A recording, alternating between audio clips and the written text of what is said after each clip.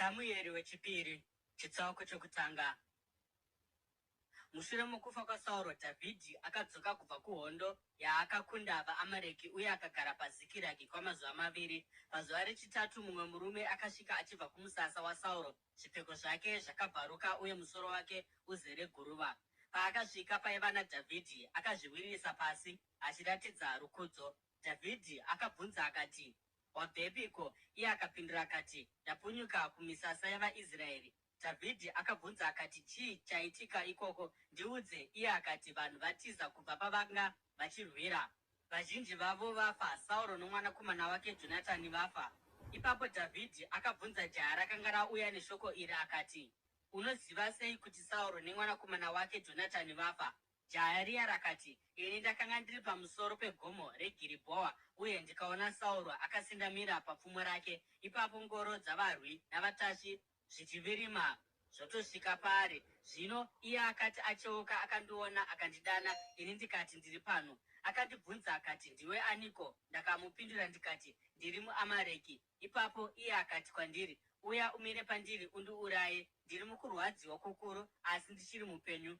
Naizvozvo ndakamira paari ndikamuuraya, nokuti ndaiziva kuti mushure mokunge awira pasi haizorarama. Uye ndakatora korona yakanga iri mumusoro make norundarira rwaiva muruoko rwake, uye ndauya nazvo kuno kuna ishe wangu." Ipapo Dhavhidhi navarume vose vaakanga anavo vakabata nguo dzavo vakadzibvarura. Vakachema nokuungudza, vakazvinyima zvokudya kusvikira manheru, nokuda kwaSauro nomwanakomana wake Jonatani, uye nokuda kwehondo yaJehovha neimba yaIsraeri, nokuti vakanga vaurayiwa nomunondo. Dhavhidhi akati kujaya rakanga rauya neshoko kwaari, "Iwe unobvepiko?" Akapindura akati, "Ndiri mwanakomana womutorwa muAmareki." Dhavhidhi akamubvunza akati, "Sei iwe usina kutya kusimudza ruoko rwako uchiparadza muzodziwa waJehovha?" Ipapo Dhavhidhi akadana mumwe wavarume vaaiva navo akati, "Enda umuuraye." Naizvozvo akamubaya akafa, nokuti Dhavhidhi akanga ati kwaari, "Ropa rako ngarive pamusoro pako. Muromo wako ndiwo wazvipupurira pawati ndauraya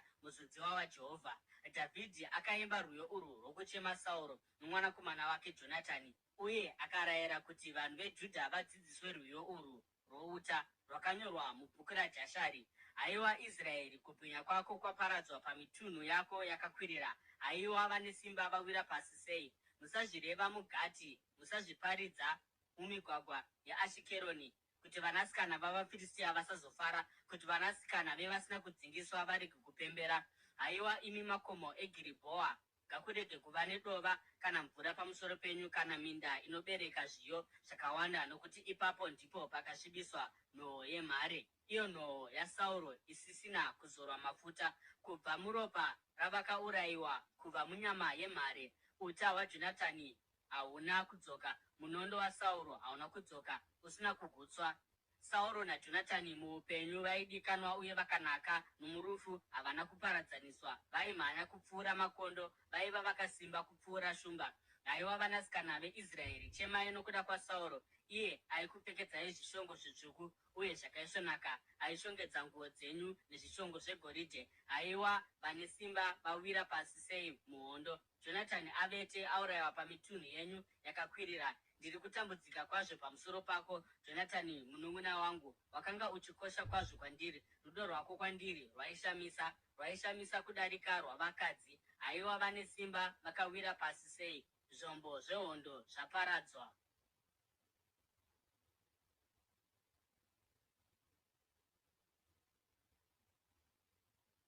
Samueri wechipiri chitsauko chechipiri.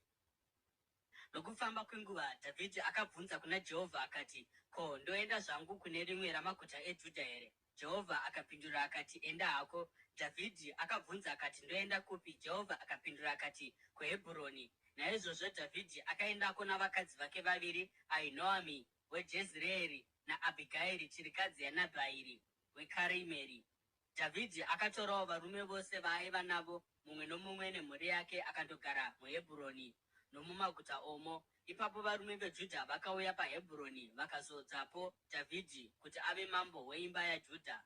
Zvino Dhavhidhi paakanzwa kuti varume veJabheshi Gireadhi ndivo vakanga vaviga Sauro, akatuma nhume kuvarume veJabheshi Gireadhi kuti dzinoti kwavari, Jehovha ngaakuropafadzei nokuti makaratidza tsitsi pana Sauro tenzi wenyu pakumuviga kwamakamuita. Zvino Jehovha ngaachikuitirai tsitsi nokutendeka, uye neniwo ndichakuitirai zvimwe chetezvo, nokuti imi makaita izvozvi. Naizvozvo ivai nesimba nokutsunga, nokuti Sauro tenzi wenyu afa, uye imba yaJudha yandizodza kuti ndive mambo wavo. Zvichakadaro, Abhineri mwanakomana waNeri, mukuru wehondo yaSauro, akanga atora Ishi-Bhosheti mwanakomana waSauro akandomuisa kuMahanaimu, akamugadza kuti ave mambo weGireadhi, uyewo pamusoro peEfuremu, Bhenjamini neIsraeri yose. Ishi-Bhosheti mwanakomana waSauro akanga ava namakore 40 paakava mambo weIsraeri, uye akatonga kwamakore 2. Kunyange zvakadaro, imba yaJudha yakatevera Dhavhidhi, nguva yakabata Dhavhidhi ushe hweimba yaJudha paHebhuroni. Makore 8 nemwedzi 3, Abhineri mwanakomana waNeri pamwe chete navaranda vaIshi-Bhosheti mwanakomana waSauro vakabva paMahanaimu vakaenda kuGibheoni. Joabhu mwanakomana waZeruya navaranda vaDhavhidhi vakandosangana navo padziva reGibheoni. Vakagara pasi mhiri kwedziva rimwe boka ndokugara kuno rumwe rutivi. Ipapo Abhineri akati kuna Joabhu, ngatiitei kuti mamwe majaya edu asimuke arwe namaoko pamberi pedu. Joabhu akati, zvakanaka, ngavaite izvozvo. Naizvozvo vakasimuka vakaverengwa varume 12 kurutivi rwaBhenjamini naIshi-Bhosheti mwanakomana waSauro, uye 12 kurutivi rwaDhavhidhi. Ipapo mumwe nomumwe akabata musoro wewaairwa naye ndokumubaya nebakatwa parutivi pake, vose ndokuwira pasi. Naizvozvo nzvimbo iyoyo iri muGibheoni yakatumidzwa kuti Herikati Hazurimi. Kurwa kwezuva iroro kwakatyisa kwazvo, uye Abhineri navarume veIsraeri vakakundwa navaranda vaDhavhidhi. Vanakomana 3 vaZeruya vakanga varipo vaiti Joabhu, Abhishai naAsaheri. Zvino Asaheri aimhanya zvikuru kwazvo sechengu. Akadzinganisa Abhineri asingambotsaukiri kurudyi kana kuruboshwe paaimudzingirira. Abhineri akacheuka akabvunza akati, ndiwe here Asaheri? Iye akapindura akati, ndini. Ipapo Abhineri akati kwaari, enda kurudyi kana kuruboshwe ubate rimwe ramajaya uritorere zvombo zvaro. Asi Asaheri haana kurega kumudzinganisa. Abhineri akayambira Asaheri zvakare akati, chirega zvokundidzinganisa. Unodirei kuti ndikuuraye? Ndingazotarisana sei nomukoma wako Joabhu? Asi Asaheri akaramba achingomudzinganisa. Naizvozvo Abhineri akabaya Asaheri padumbu neshure kwepfumo rake, pfumo rikabuda nokumusana. Akawira ipapo ndokubva afa. Uye munhu wose aimira kana angosvika chete panzvimbo pakanga pawira Asaheri akafa. Asi Joabhu naAbhishai vakatevera Abhineri, uye zuva rakati ronovira vakasvika pachikomo cheAma pedyo neGiya munzira inoenda kurenje reGibheoni. Ipapo varume veBhenjamini vakaungana vachitungamirirwa naAbhineri, vakaumba boka rimwe vakamira pamusoro pechikomo. Abhineri akadanidzira kuna Joabhu achiti, ko, munondo ucharamba uchingoparadza nokusingaperi here? Hauoni kuti izvi zvichavava pakupedzisira here? Uchasvika kupiko usati warayira vanhu vako kuti varege kudzinganisana nehama dzavo? Naizvozvo akapindura akati, ndinopika naMwari mupenyu, dai wanga usina kuzvitaura, varume ava vangadai varamba vachidzinganisa hama dzavo kusvikira mangwanani. Naizvozvo Joabhu akaridza hwamanda, vanhu vose vakamira vakarega kudzinganisa vaIsraeri, vakasazorwazve. Abhineri navanhu vake vakafamba nousiku hwose vakagura nomuArabha. Vakayambuka Jorodhani ndokuramba vachienda nomubhitironi rose vachibva vasvika paMahanaimu. Ipapo Joabhu akadzoka kubva mukudzinganisa Abhineri ndokuunganidza vanhu vake vose, pasingaverengerwi Asaheri. Kwakashayikwa varume 10 navapfumbamwe vedivi raDhavhidhi. Asi varanda vaDhavhidhi vakanga vauraya vaBhenjamini 360 vaiva naAbhineri. Vakatora Asaheri vakandomuviga muguva rababa vake paBheterehema. Ipapo Joabhu navanhu vake vakafamba usiku hwose vakandosvika paHebhuroni mambakwedza.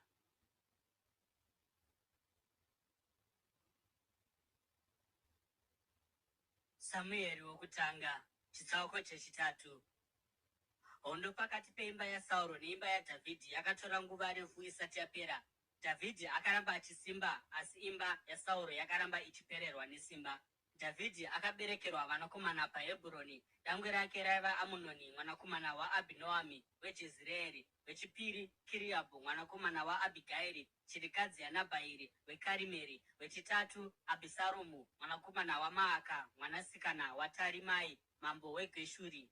Wechina Adhoniya mwanakomana waHagiti, wechishanu Shefatia mwanakomana waAbitari, uye wechitanhatu Itireamu mwanakomana womukadzi waDhavhidhi Egira. Ava ndivo vakaberekerwa Dhavhidhi paHebhuroni. Munguva yehondo pakati peimba yaSauro neimba yaDhavhidhi, Abhineri akanga achisimbisa chinzvimbo chake muimba yaSauro. Zvino Sauro aiva nomukadzi womurongo ainzi Rizipa mwanasikana waAiya, uye Ishibhosheti akati kuna Abhineri, "Wakararirei nomurongo wababa vangu?" Abhineri akatsamwa zvikuru nezvakanga zvataurwa naIshibhosheti nokupindura achiti, "Ko, ndiri musoro wembwa kurutivi rwaJudha here? Nhasi uno ndakatendeka kuimba yababa vako Sauro nokumhuri yake zvose neshamwari dzake. Handina kukuisa mumaoko aDhavhidhi. Kunyange zvakadaro, iye zvino unondipomera mhaka pamusoro pomukadzi uyu. Mwari ngaarove Abhineri, zvive zvinorwadza kwazvo kana ndikasaitira Dhavhidhi izvo zvaakapikirwa naJehovha, nokubvisa umambo muimba yaSauro ndichisimbisa chigaro choushe chaDhavhidhi pamusoro peIsraeri neJudha kubva paDhani kusvikira paBheerishebha." Ishibhosheti haana kuzomboti bufuzve kuna Abhineri nokuti akanga ava kumutya. Ipapo Abhineri akatuma nhume kuna Dhavhidhi kuti dzindopa mashoko ake okuti, "Ko, nyika ino ndeyani? Ita sungano neni, uye ini ndichakubatsirai kuti Israeri yose ive kwamuri." Dhavhidhi akati, "Zvakanaka, ndichaita sungano newe, asi ndinoda chinhu chimwe chete kubva kwauri. Usasvika pamberi pangu kunze kwokunge wauya naMikari mwanasikana waSauro paunouya kuzondiona." Ipapo Dhavhidhi akatuma nhume kuna Ishibhosheti mwanakomana waSauro kundoti, "Ndipe Mikari mukadzi wangu wandakatsidzirana naye nezvikanda zvokudzingiswa pamberi zvavaFiristia vane 100." Naizvozvo Ishibhosheti akatuma nhume kundomutora kumurume wake Paritieri mwanakomana waRaishi. Zvisinei, murume wake akamuperekedza achichema ari mumashure make dakara vasvika kuBhahurini.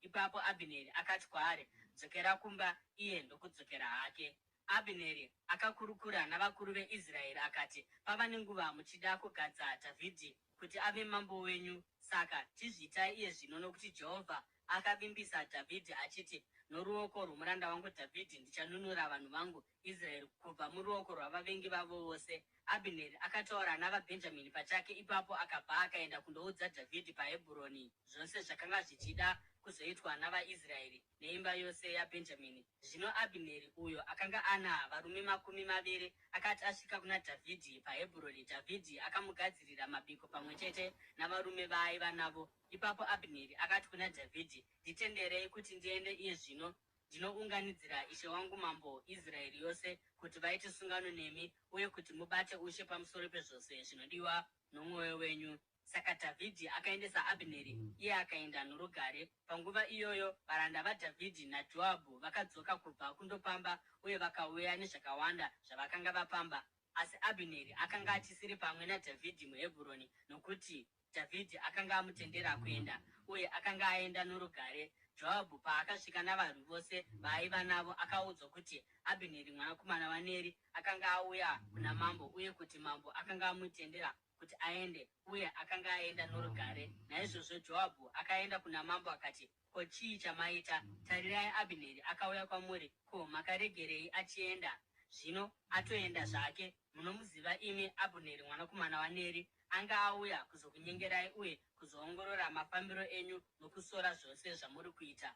Ipapo Joabhu akabva pana Dhavhidhi ndokutumira nhume kuti dzitevere Abhineri, uye vakadzoka naye kubva patsime reSira. Asi Dhavhidhi haana kuzviziva. Kuzoti Abhineri adzoka paHebhuroni, Joabhu akamutora akaenda naye parutivi pakati pesuo, sokunge aida kutaura naye muchivande. Zvino ipapo kuti atsive ropa raAsaheri munun'una wake, Joabhu akamubaya padumbu ndokubva afa. Shure kwokunge Dhavhidhi anzwa nezvazvo, akati, "Ini noushe hwangu hatina mhosva nokusingaperi pamberi paJehovha pamusoro peropa raAbhineri mwanakomana waNeri. Ropa rake ngarive pamusoro waJoabhu nepaimba yababa vake yose. Imba yaJoabhu ngairege kushaya munhu ane ronda risingapori, kana ana maperembudzi, kana anofamba nomudonzvo, kana anourayiwa nomunondo, kana anoshayiwa zvokudya."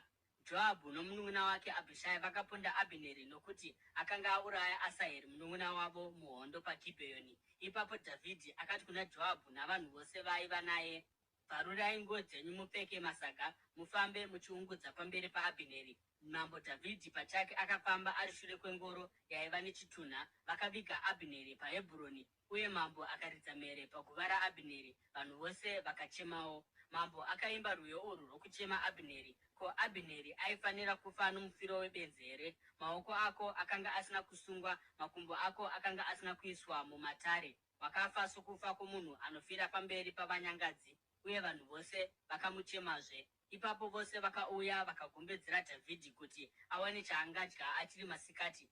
Asi Dhavhidhi akaita mhiko achiti, Mwari ngaandirove, uye zvakanyanyisa kana ndikaravira chingwa kana chimwe chinhu zuva risati ravira. Vanhu vose vakazviona uye vakafara. Zvirokwazvo chose chakaitwa namambo chakafadza. Naizvozvo musi uyu vanhu vose neIsraeri yose vakaziva kuti mambo akanga asingatenderani nokuurayiwa kwaAbhineri mwanakomana waNeri. Ipapo mambo akati kuvaranda vake, hamuzivi here kuti nhasi kwafa jinda uye munhu anokosha muIsraeri, uye kuti nhasi kunyange ndiri mambo akazodzwa handina simba, uye vanakomana vezveruya ava vava nesimba kupfuura ini? Jehovha ngaaripe munyangadzi zvinoenderana nokuipa kwamabasa ake.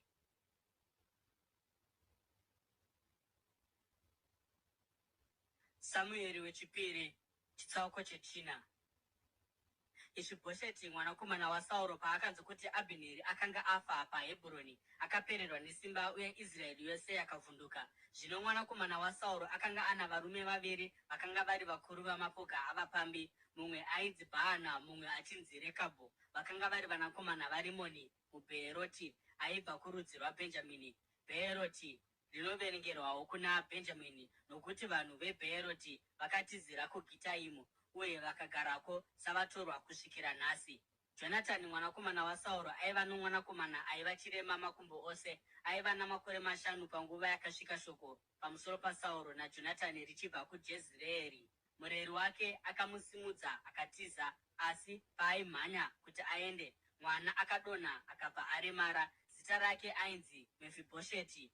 Zvino Rekabhu naBhaana vanakomana vaRimoni muBheeroti vakabuda vakananga kumba kwaIshibhosheti.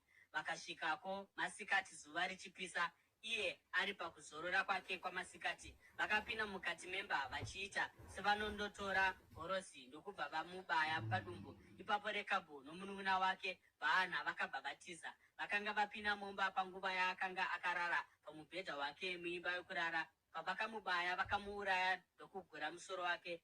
Vakautora ndokufamba usiku nenzira yeArabha ndokusvika nomusoro waIshibhosheti kuna Dhavhidhi paHebhuroni. Vakati kuna mambo, hounoi musoro waIshibhosheti mwanakomana waSauro, muvengi wenyu, uyo aida kutora upenyu hwenyu. Nhasi Jehovha atsivira ishe wangu mambo pamusoro paSauro navana vake. Dhavhidhi akapindura Rekabhu naBhaana vanakomana vaRimoni muBheeroti akati, zvirokwazvo naJehovha mupenyu, uyo akandinunura munjodzi dzose pandakaudzwa nomumwe murume kuti Sauro afa, iye achifunga kuti ari kuuya nenhau dzakanaka, ndakamubata ndikamuuraya paZikiragi. Ndiwo mubayiro wandakamupa pamashoko ake. Kuzvino zvichava sei kana vanhu vakaipa vachinge vauraya munhu asina mhosva mumba make uye ari pamubhedha wake? Handingatsvaki ropa rake pamaoko enyu here kuti ndikubvisei panyika? Saka Dhavhidhi akarayira majaya ake, vakavauraya. Vakadimura maoko namakumbo avo ndokurembedza miviri yavo padziva reHebhuroni. Asi vakatora musoro waIshibhosheti vakandouviga muguva raAbhineri paHebhuroni.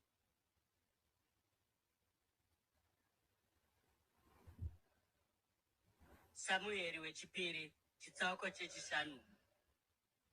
Marudzi ose avaIsraeri akauya kuna Dhavhidhi paHebhuroni akati, tiri nyama yenyu neropa renyu. Panguva yakapfuura Sauro paakanga ari mambo wedu, ndimi maitungamirira vaIsraeri kuhondo dzavo, uye Jehovha akati kwamuri, uchafudza vanhu vangu Israeri ugova mutongi wavo. Vakuru vose veIsraeri vakati vauya kuna Dhavhidhi paHebhuroni, mambo akaita sungano navo paHebhuroni pamberi paJehovha, uye vakazodza Dhavhidhi kuti ave mambo weIsraeri. Dhavhidhi akanga ava namakore 30 paakava mambo, uye akatonga kwamakore 40. MuHebhuroni akatonga Judha kwamakore 8 nemwedzi 3, uye muJerusarema akatonga Israeri yose neJudha kwamakore 33.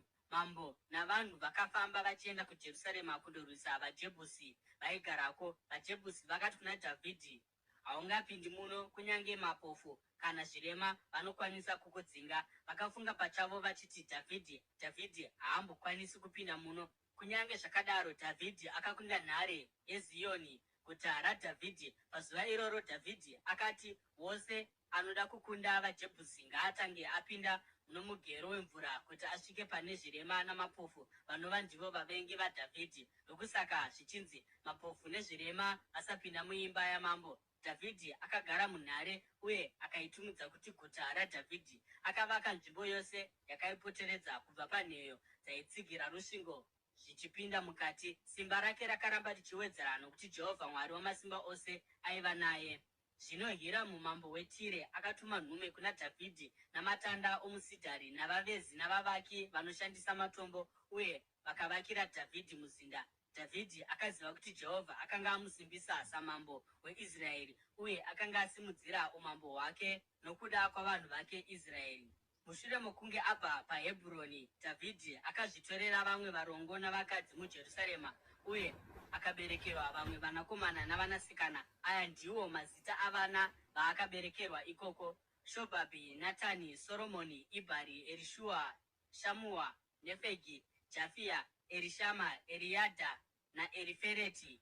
VaFiristia vakati vanzwa kuti Dhavhidhi azodzwa kuti ave mambo weIsraeri, vakakwidza vose kundomutsvaga, asi Dhavhidhi akazvinzwa ndokubva aburukira kunhare. Zvino vaFiristia vakanga vauya vakapararira mumupata weRefaimu. Saka Dhavhidhi akabvunza Jehovha akati, ndoenda here kundorwisa vaFiristia? Ko, muchavaisa mumaoko angu here? Jehovha akamupindura akati, enda, nokuti zvirokwazvo ndichaisa vaFiristia mumaoko ako. Naizvozvo Dhavhidhi akaenda kuBhaari Perazimu uye ikoko akavakunda. Akati, sokupaza kunoita mvura, Jehovha apaza vavengi vangu pamberi pangu. Naizvozvo nzvimbo iyo yakanzi Bhaari Perazimu. VaFiristia vakasiya zvifananidzo zvavo ipapo. Dhavhidhi navanhu vake vakazvitakura vakaenda nazvo. VaFiristia vakadzokazve uye vakapararira mumupata weRefaimu. Saka Dhavhidhi akabvunza Jehovha akapindura akati, musakwidza makavananga, asi potererai nokumashure kwavo mugovarwisa mberi kwemiti yemibharisamu. Pamunongonzwa ruzha rwokufamba kwevanhu pamusoro pemiti yemibharisamu, mubve mafamba nokukurumidza, nokuti zvichareva kuti Jehovha aenda mberi kwenyu kuti aparadze hondo yavaFiristia. Naizvozvo Dhavhidhi akaita sezvaakanga arayirwa naJehovha uye akaparadza vaFiristia kubva paGibheoni kusvika kuGezeri.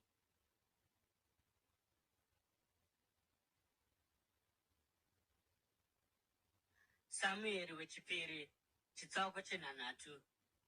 Dhavhidhi akaunganidza zvakare varume veIsraeri vakanga vasarudzwa vaisvika 30 ezviuru. Akasimuka akaenda navanhu vose vaakanga anavo kuBhaara reJudha kundotora areka yaMwari kubva ikoko, iyo inodanwa nezita, iro zita raJehovha Wamasimba Ose, agere pakati pamakerubhi ari pamusoro peareka. Vakaisa areka yaMwari mungoro itsva uye vakauya nayo kubva kumba kwaAbhinadhabhu pachikomo. Uza naAhio, vanakomana vaAbhinadhabhu, ndivo vakanga vachifambisa ngoro itsva iyi.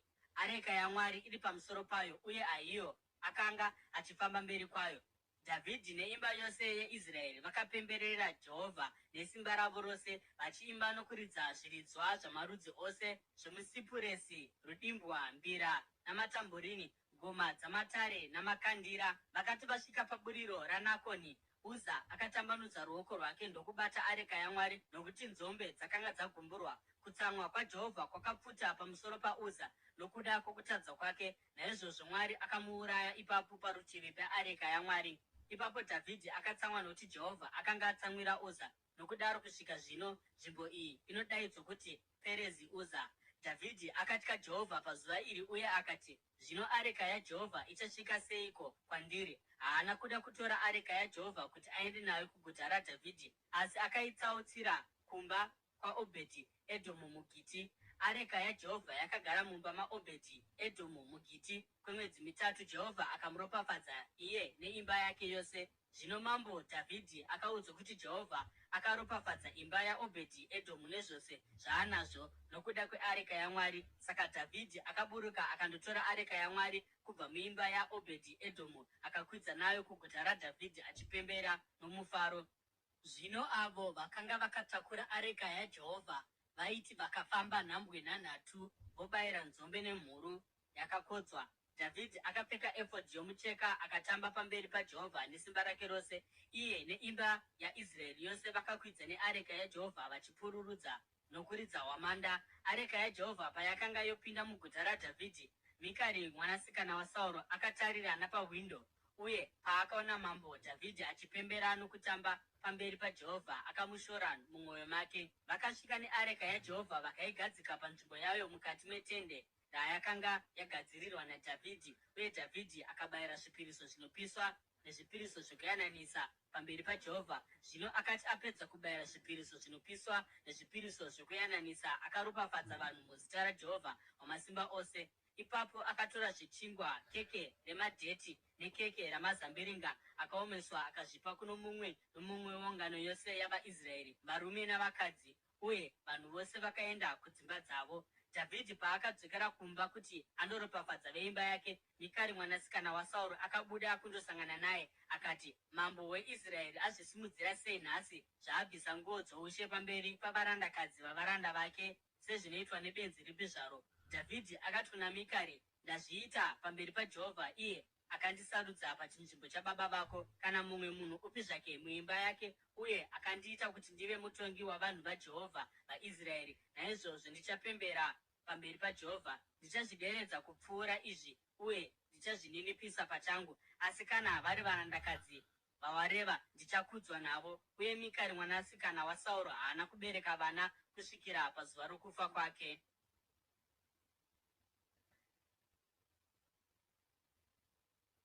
Samueri wechipiri chitsauko 9. Zvino mambo akati agara mumuzinda wake uye Jehovha amupa zororo kubva kuvavengi vake vose vakanga vakamupoteredza, akati kuna Natani muprofita, tarira ndiri pano ndigere mumuzinda wakavakwa nemisidhari, asi areka yaMwari igere mutende. Natani akapindura mambo akati, endai mberi muite zvose zvamunazvo mupfungwa dzenyu, nokuti Jehovha anemi. Usiku ihwohwo shoko raJehovha rakasvika kuna Natani richiti, enda undoudza muranda wangu Dhavhidhi kuti, zvanzi naJehovha, ndiwe here ungandivakira imba yandingagara?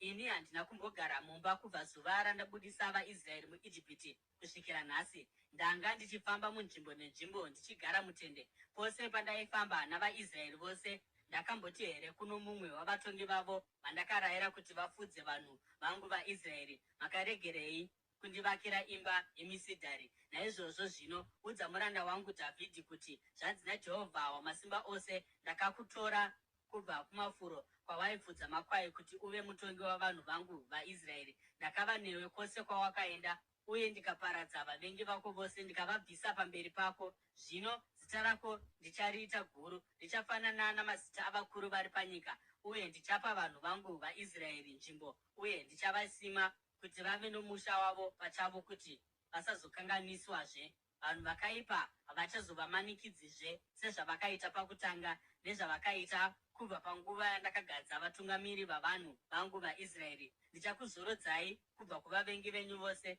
Jehovha anoti kwauri, Jehovha pachake achakumisira imba. Zvino kana mazuva ako akwana uye wazorora namadzibaba ako, ndichamutsa mwana wako kuti atore ushe hwako, achabuda mauri, uye ndichasimbisa ushe hwake. Iye ndiye achavakira zita rangu imba, uye ndichasimbisa chigaro choushe hwake nokusingaperi. Ini ndichava baba vake, iye achava mwana wangu. Kana akakanganisa, ini ndichamuranga neshamhu yavanhu uye nokurangwa kunoitwa navanhu. Asi rudo rwangu haruzombobva paari sokubvisa pandakaruita pana Sauro, uyo ndakabvisa pamberi pako. Imba yako noumambo hwako zvichagara pamberi pangu nokusingaperi. Chigaro chako choushe chichasimbiswa nokusingaperi. Natani akazivisa Dhavhidhi mashoko ose ezvaakanga aratidzwa. Zvino mambo Dhavhidhi akapinda akandogara pamberi paJehovha akati, ko ini ndini aniko zvangu, nhai Ishe Jehovha, uye mhuri yangu chiiko zvamandisvitsa pano? Uyezve sezvinonzi izvi hazvina kukwana pamberi penyu, nhai Ishe Jehovha, mutaurezve nezveramangwana reimba yomuranda wenyu, nhai Ishe Jehovha Mwari. Izvi ndizvo zvamunogara muchiitira vanhu here? Ko Dhavhidhi angareveizve kwamuri? Nokuti munoziva muranda wenyu Ishe Jehovha, nokuda kweshoko renyu uye maererano nokuda kwenyu, maita chinhu ichi chikuru uye matizivisa kumuranda wenyu. Haiwa, muri mukuru imi Ishe Jehovha, hakuna mumwe akafanana nemi, uye hakuna mumwe Mwari kunze kwenyu, sezvatakanzwa nenzeve dzedu. Uye ndorupi rumwe rudzi rwakaita savanhu venyu vaIsraeri, iro rudzi panyika rwakadzikinurwa naMwari kuti vave vanhu vake, uye kuti azviitire zita, uye kuti aite zvinhu zvikuru zvinoshamisa nokudzinga marudzi navamwari vavo pamberi pavanhu venyu vamakadzikinura kubva muIjipiti. Makasimbisa vanhu venyu vaIsraeri kuti vave venyu nokusingaperi, uye imi Jehovha mava Mwari wavo. Naizvozvo zvino, Jehovha Mwari, simbisai nokusingaperi shoko renyu ramakataura pamusoro pomuranda wenyu neimba yake. Itai sezvamakavimbisa kuti zita renyu rikudzwe nokusingaperi. Zvino vanhu vachati, Jehovha Wamasimba Ose ndiye Mwari weIsraeri. Zvino imba yomuranda wenyu Dhavhidhi ichasimbiswa pamberi penyu. Haiwa Jehovha Wamasimba Ose, Mwari weIsraeri, makaratidza izvi kumuranda wenyu muchiti, ndichakuvakira imba. Naizvozvo muranda wenyu atsunga kunyengetera munyengetero uyu. Haiwa Ishe Jehovha, muri Mwari, mashoko enyu ndeechokwadi, uye mavimbisa zvinhu zvakanaka kumuranda wenyu. Zvino ngazvikufadzei kuti muropafadze imba yomuranda wenyu, kuti irambe iri pamberi penyu nokusingaperi, nokuti imi Jehovha Mwari mazvitaura, uye namaropafadzo enyu imba yomuranda wenyu icharopafadzwa nokusingaperi.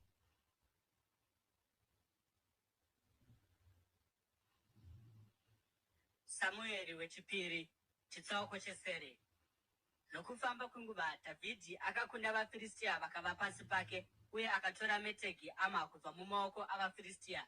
Dhavhidhi akakundawo vaMoabhu, akavavatisa pasi akavayera netambo.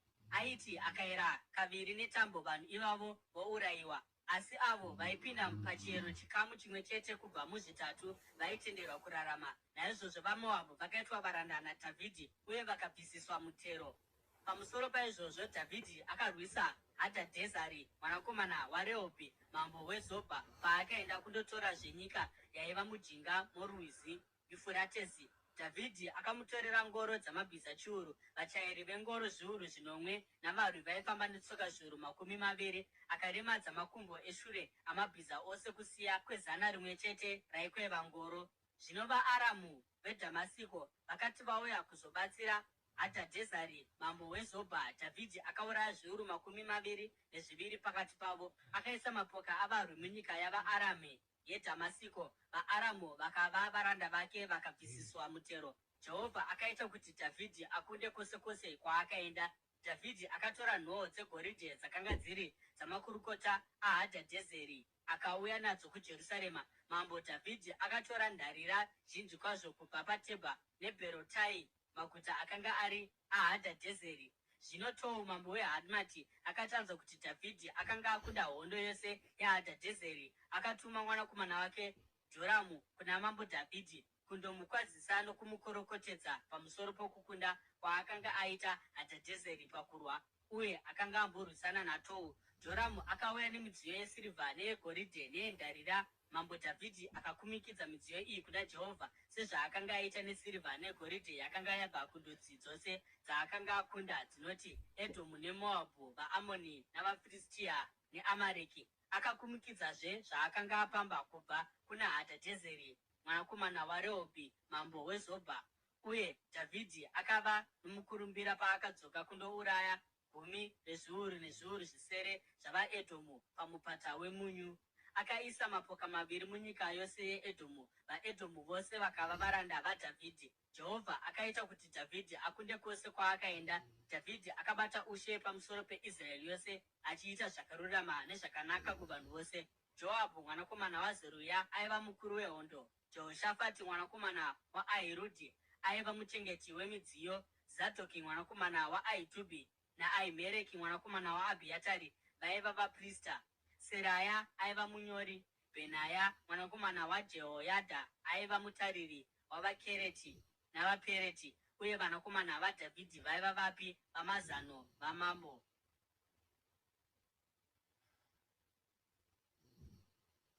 Samueri wechipiri, chitsauko chepfumbamwe.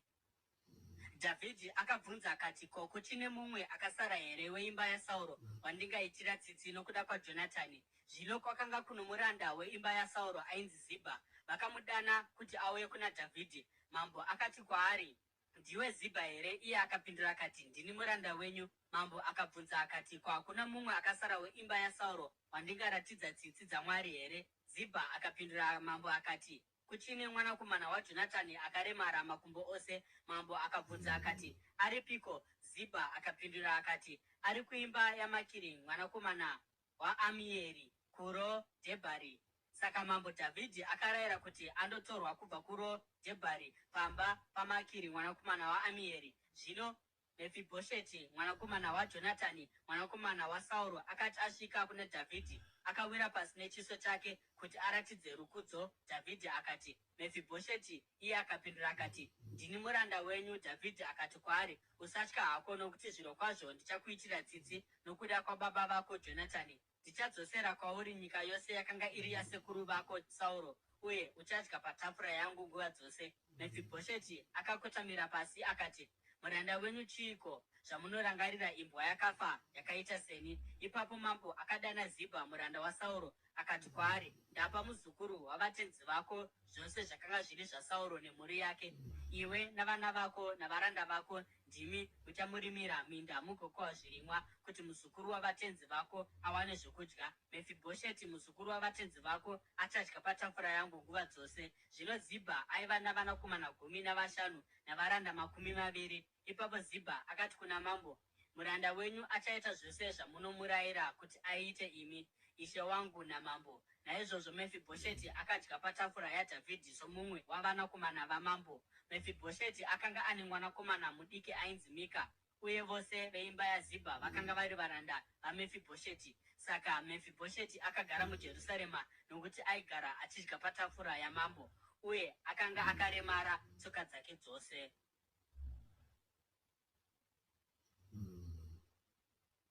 Samueri wechipiri, chitsauko 10. Nokufamba kwenguva mambo wavaAmoni akafa, mwanakomana wake Hanuni akamutevera paumambo. Dhavhidhi akafunga kuti ndichaitira Hanuni mwanakomana waNahashi tsitsi sokundiitira tsitsi kwakaita baba vake. Naizvozvo Dhavhidhi akatuma nhume kundobata Hanuni maoko pamusoro pababa vake. Vanhu vaDhavhidhi vakati vasvika kunyika yavaAmoni, machinda avaAmoni akati kuna Hanuni mambo wavo, munofunga here imi kuti Dhavhidhi ari kuremekedza baba venyu nokutumira kwaaita vanhu vake kuzochema nemi? Dhavhidhi haana kuvatuma here kuti vazoongorora guta nokurisora kuti vagoriparadza? Naizvozvo Hanuni akabata vanhu vaDhavhidhi akavaveura rumwe rutivi rwendebvu, akacheka zvipfeko zvavo napakati kumagaro ndokuvadzinga. Zvino Dhavhidhi akati audzwa nezvazvo, akatuma nhume kundosangana navarume ava nokuti vakanga vanyadziswa zvikuru. Mambo akati, chimbogarai henyu paJeriko kudzamara ndebvu dzenyu dzakura mugozouya. Zvino vaAmoni pavakaziva kuti vakanga vonhuhwa pamberi paDhavhidhi, vakatenga varwi vetsoka zviuru 20 zvavaAramu kubva kuBheti Rehobhi neZobha, pamwe chete namambo weMaaka navarume chiuru 1 uye navarume zviuru 12 vaibva kuTobhi. Paakazvinzwa, Dhavhidhi akatumira Joabhu navarume vose veboka ravarwi vaAmoni vakabuda pasuo reguta ravo ndokubva vazvironga kuti varwe. Uye vaAramu veZobha neRehobhi navarume veTobhi neveMaaka vakanga vari voga mubani. Joabhu akaona kuti akanga akombwa navarwi mberi neshure, naizvozvo akasarudza dzimwe mhare dzavaIsraeri ndokuvaendesa kundorwisa vaAramu. Akaisa vamwe vose pasi paAbhishai mukoma wake ndokuvatuma kundorwisa vaAmoni. Joabhu akati, kana vaAramu vakandikurira, iwe wozouya kuzondinunura, asi kana vaAmoni vakakukurira, ipapo ini ndichauya kuzokununura. Iva nesimba tirwire vanhu vedu namaguta aMwari wedu. Takashinga Jehovha achaita zvinomufadza. Zvino Joabhu navarwi vake vakaenda kundorwisa vaAramu, ivo vakatiza pamberi pake. VaAmoni pavakaona vaAramu vachitiza, vakatiza pamberi paAbhishai ndokupinda muguta. Saka Joabhu akadzoka kundorwisa vaAmoni akasvika kuJerusarema. VaAramu vakati vaona kuti vakundwa navaIsraeri, vakaunganazve. Hadhadhezeri akakokera vaAramu kubva mhiri kworwizi vakaenda kuHeramu vachitungamirirwa naShobhaki mutungamiri wehondo yaHadhadhezeri. Dhavhidhi akati azvinzwa, akaunganidza vaIsraeri vose vakayambuka Jorodhani vakaenda kuHeramu. VaAramu vakazvigadzirira kuti vasangane naDhavhidhi uye vakarwa naye, asi vakatiza pamberi pavaIsraeri. Dhavhidhi akauraya 800 avachairi vengoro dzamabhiza nezviuru 40 zvavarwi vetsoka. Akabaya Shobhaki mutungamiri wehondo yavo akafira ipapo. Madzimambo ose akanga ari varanda vaHadhadhezeri akati aona kuti akundwa navaIsraeri, akayanana navaIsraeri uye akava pasi pavo. Saka vaAramu vakatya kubatsira vaAmoni zvakare.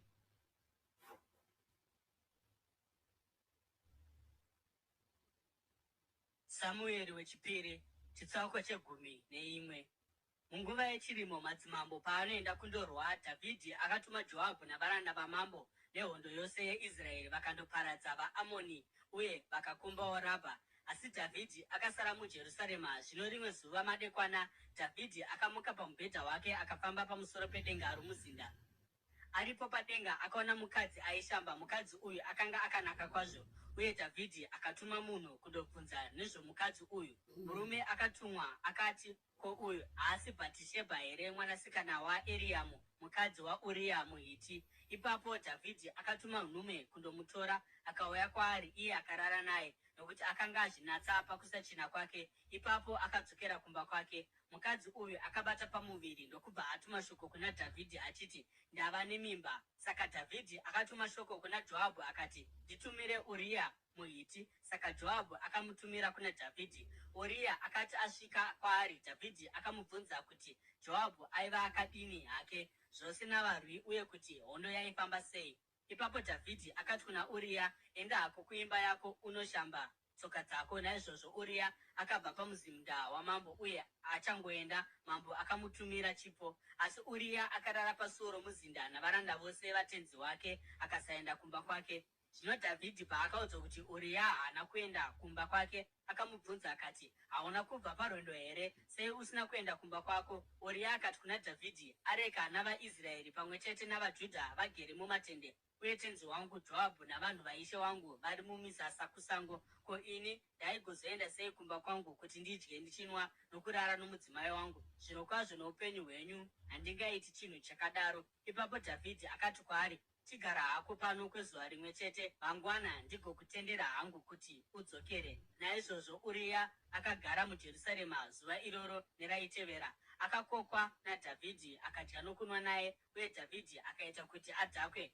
Asi ava madekwana, Uria akabuda akandovata panhoo yake pamwe chete navaranda vatenzi wake. Haana kuenda kumba kwake. Chifumi chamangwana, Dhavhidhi akanyora tsamba kuna Joabhu akaituma naUria. Akanyora mairi achiti, isa Uria pamberi paya panorwiwa zvinotyisa zvikuru. Ipapo iwe musiye ari oga kuti abayiwe afe. Saka Joabhu paakanga akakomba guta, akaisa Uria panzvimbo yaaiziva kuti ndipo paiva navarume voumhare. Varume veguta pavakabuda vakarwa naJoabhu, vamwe vevarume vehondo yaDhavhidhi vakakundwa, uye Uria muHiti akafawo. Joabhu akatumira Dhavhidhi mashoko amafambiro akanga aita hondo, akarayira nhume achiti, kana wapedza kurondedzera kuna mambo mafambiro aita hondo, hasha dzamambo dzingakwira, uye angangokubvunza achiti, ko, sei maswedera pedyo zvakadaro neguta muchirwa?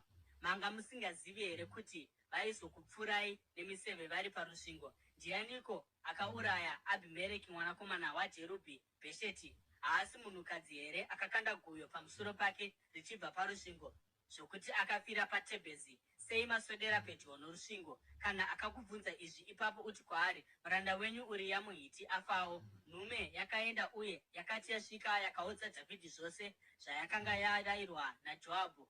Nhume yakati kuna Dhavhidhi, varume avo vatikurira vakatibudira pachena, asi isu tavasairira kusvikira vasvika pasuo reguta. Ipapo vapfuri vapfuura varanda venyu vari parusvingo, uye vamwe vavaranda vamambo vafa, uyewo muranda wenyu Uria muHiti afa. Dhavhidhi akarayira nhume achiti, uti kuna Joabhu, izvi ngazvirege kukushungurudza. Munondo haubayi rutivi rumwe, asi nokunouyawo wabaya. Ramba uchirwisa guta uriparadze. Taura izvi kuna Joabhu kuti umukurudzire. Zvino mukadzi waUria paakanzwa kuti murume wake akanga afa, akamuchema. Zvino mazuva okuchema akati apera, Dhavhidhi akamuuyisa kumba kwake, akava mukadzi wake, uye akamuberekera mwanakomana. Asi chinhu ichi chakaitwa naDhavhidhi hachina kufadza Jehovha.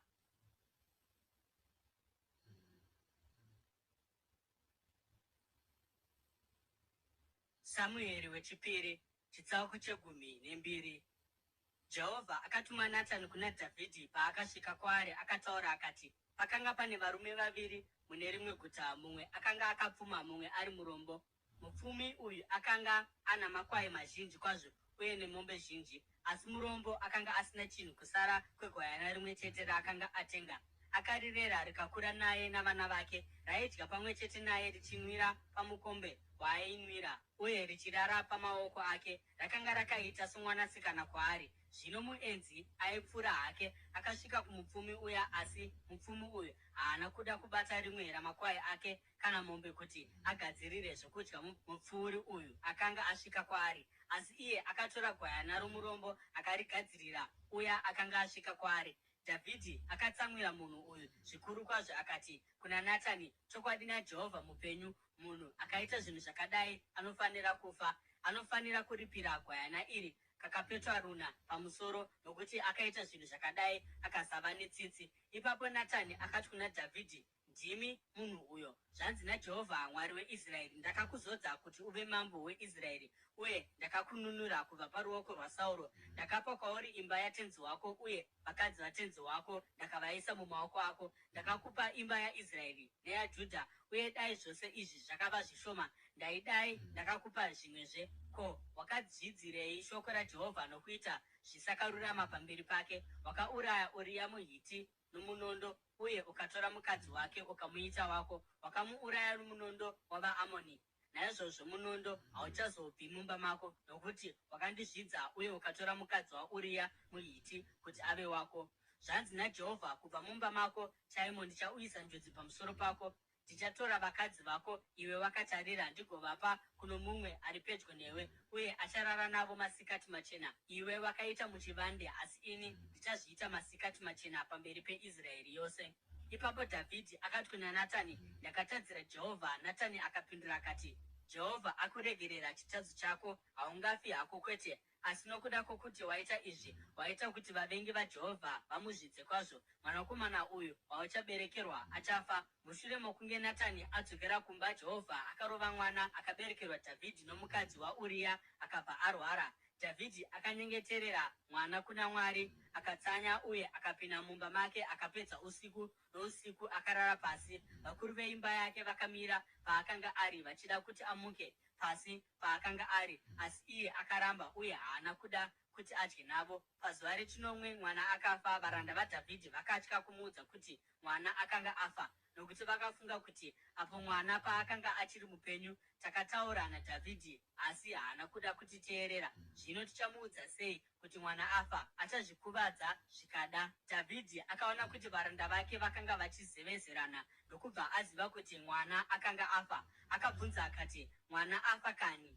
Vakapindura vakati, hongu afa. Ipapo Dhavhidhi akamuka pasi paakanga ari, mushure mokunge ashamba, akazora mafuta uye akapfeka zvimwe zvipfeko, akapinda mumba maJehovha akanamata. Ipapo akaenda kumba kwake akakumbira zvokudya vakamupa. Akadya. Varanda vake vakamubvunza vakati, ko, muri kuitirei zvinhu zvakadai? Mwana paakanga achiri mupenyu makatsanya uye mukachema, asi zvino mwana afa momuka modya. Iye akapindura akati, apo mwana paakanga achiri mupenyu ndakatsanya uye ndikachema, ndaifunga kuti ndiani anoziva? Zvimwe Jehovha angandinzwira nyasha akaita kuti mwana ararame. Asi zvino zvaafa ndichatsanyireiko? Ko, ndingamudzosazve here? Ini ndichaenda kwaari, asi iye haangadzoki kwandiri. Zvino Dhavhidhi akanyaradza mukadzi wake Bhatishebha akaenda kwaari akandorara naye. Akabereka mwanakomana, vakamutumidza kuti Soromoni. Jehovha akamuda, uye nokuti Jehovha akamuda, akatuma shoko nokuna Natani muprofita kuti amutumidze kuti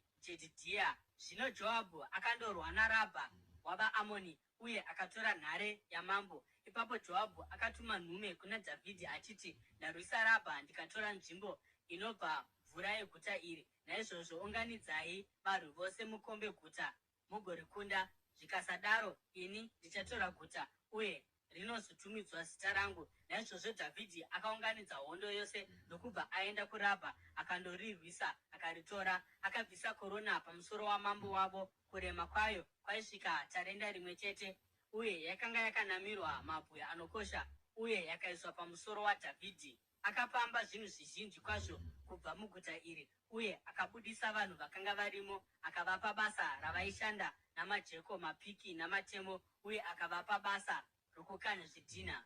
Akaita izvi kumaguta ose avaAmoni. Ipapo Dhavhidhi nehondo yose vakadzokera kuJerusarema.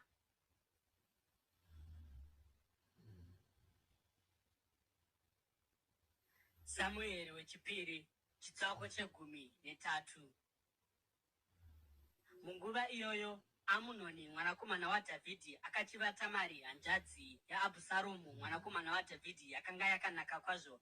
Amunoni akatambudzika kusvikira pakurwara pamusoro paTamari hanzvadzi yake, nokuti hazvaigona kuti amuite chimwe chinhu. Zvino Amunoni aiva neshamwari yake yainzi Jonadhabhu mwanakomana waShimeya mukoma waDhavhidhi.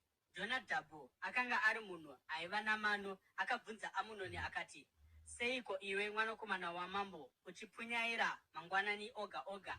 Haungandiudzewo here? Amunoni akati kwaari, ndinoda Tamari hanzvadzi yomunun'una wangu Abhusaromu. Jonadhabhu akati, enda unorara unyepedzere kurwara. Zvino kana baba vako vauya kuzokuona uti kwavari, ndinokumbira kuti hanzvadzi yangu Tamari auye andipe zvokudya. Ndinoda kuti agadzire zvokudya, ini ndichiona kuti ndimuone uye ndigodya zvichibva mumaoko ake. Saka Amunoni akavata pasi akanyepedzera kurwara. Zvino mambo paakauya kuzomuona, Amunoni akati kwaari, ndinokumbira kuti Tamari hanzvadzi yangu auye andibikire chingwa chakaisvonaka ndichiona kuti ndigodya zvichibva mumaoko ake. Dhavhidhi akatumira shoko kuna Tamari kumba kwamambo akati, enda kumba kwehanzvadzi yako Amunoni umugadzirire zvokudya. Zvino Tamari akaenda kumba kwaAmunoni hanzvadzi yake, uyo akanga akarara pasi, akatora mukanyiwa akakanya, akaomba chingwa uye akachibika. Iye achiona, akatora pani ndokumupa chingwa, asi iye akaramba kudya. Amunoni akati, vanhu vose ngavabude muno. Saka vanhu vose vakabuda. Amunoni ndokubva ati kuna Tamari, uya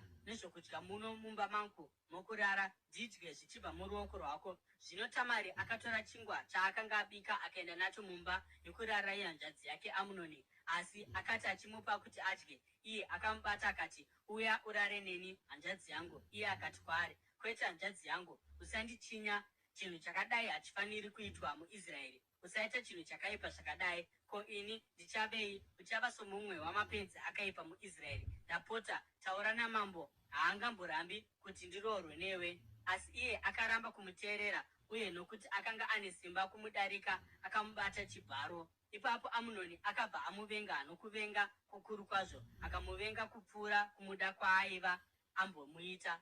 Amunoni akati kwaari, muka uende. Iye akati kwaari, kwete, kundidzinga muno kwakashata kudarika zvawatondiita nechakare. Asi iye akaramba kumuteerera. Akadana muranda wake akati kwaari, dzinga mukadzi uyu abve muno uye ukiye mukova kana achinge abuda. Ipapo muranda wake akamubudisa panze akakiya mukova shure kwake. Akanga akapfeka nguo yaikosha zvikuru yaipenya, nokuti ndidzo nguo dzaipfekwa navanasikana vamambo vaiva mhandara.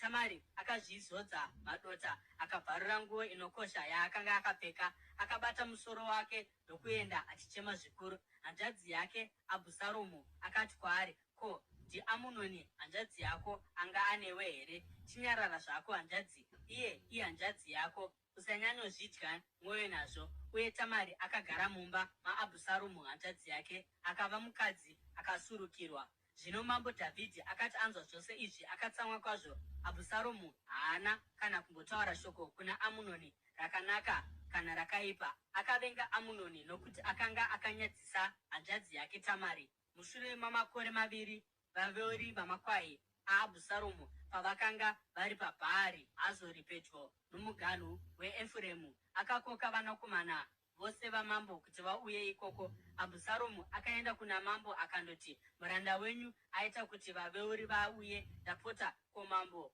namakurukota ake haangauyi kuzova neni here? Mambo akapindura akati, kwete mwanakomana wangu, hatifaniri kuenda tose, tingazova mutoro kwauri. Kunyange zvazvo akamugombedzera akaramba kuenda, asi akamuropafadza.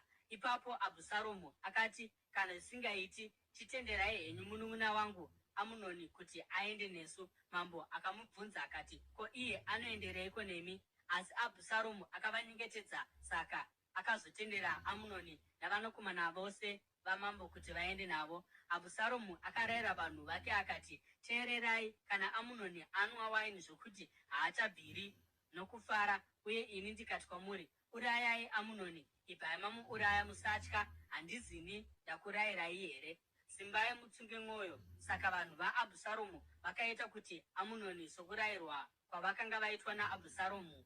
Ipapo vana vose vamambo vakasimuka vakatasva manyurusi avo vakatiza.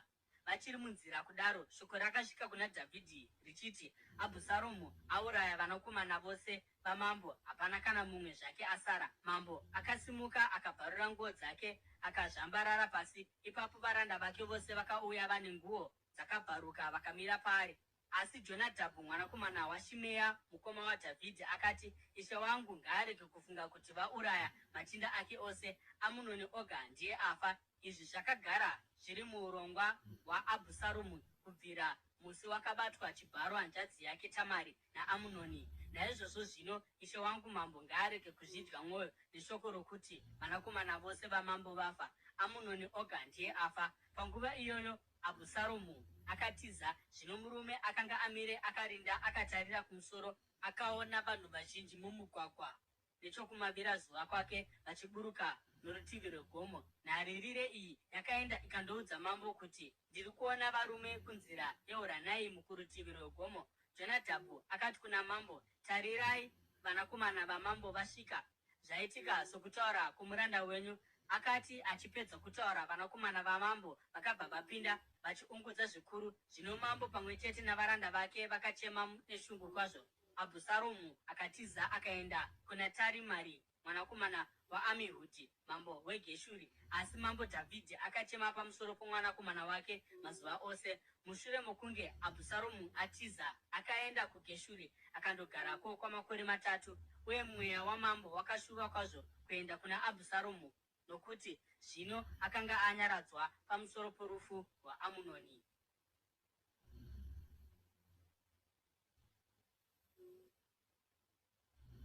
Samueri wechipiri, chitsauko che14.